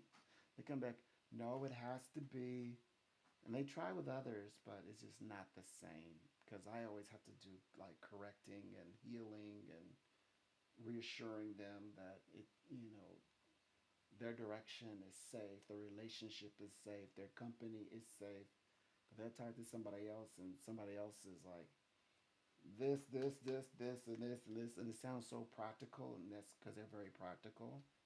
There's like a friend telling you, saying, "Okay, friend, who a drinking buddy, says, here, tell me some things." They sell you things that you would talk about in a conversation over drinks. And then they had to come back to me and had to like clear their mind, like you that's your friend. This is you know all wrong. They're telling you as a friend or as a buddy or somebody who just trying to identify with you. But here's the truth. And then mine unravels and it starts to feel much better. They say, okay, whew, I feel better. That made me so anxious when they said that. I knew they were wrong. I didn't want to believe it, but now they say, how psychics, it can say things and plant it in your mind. I'm like, yes, you have to be very careful what you say, as a psychic, to people because you do plant things. You plant things. It's different when a psychic says it than like a friend says it or a spiritualist says it.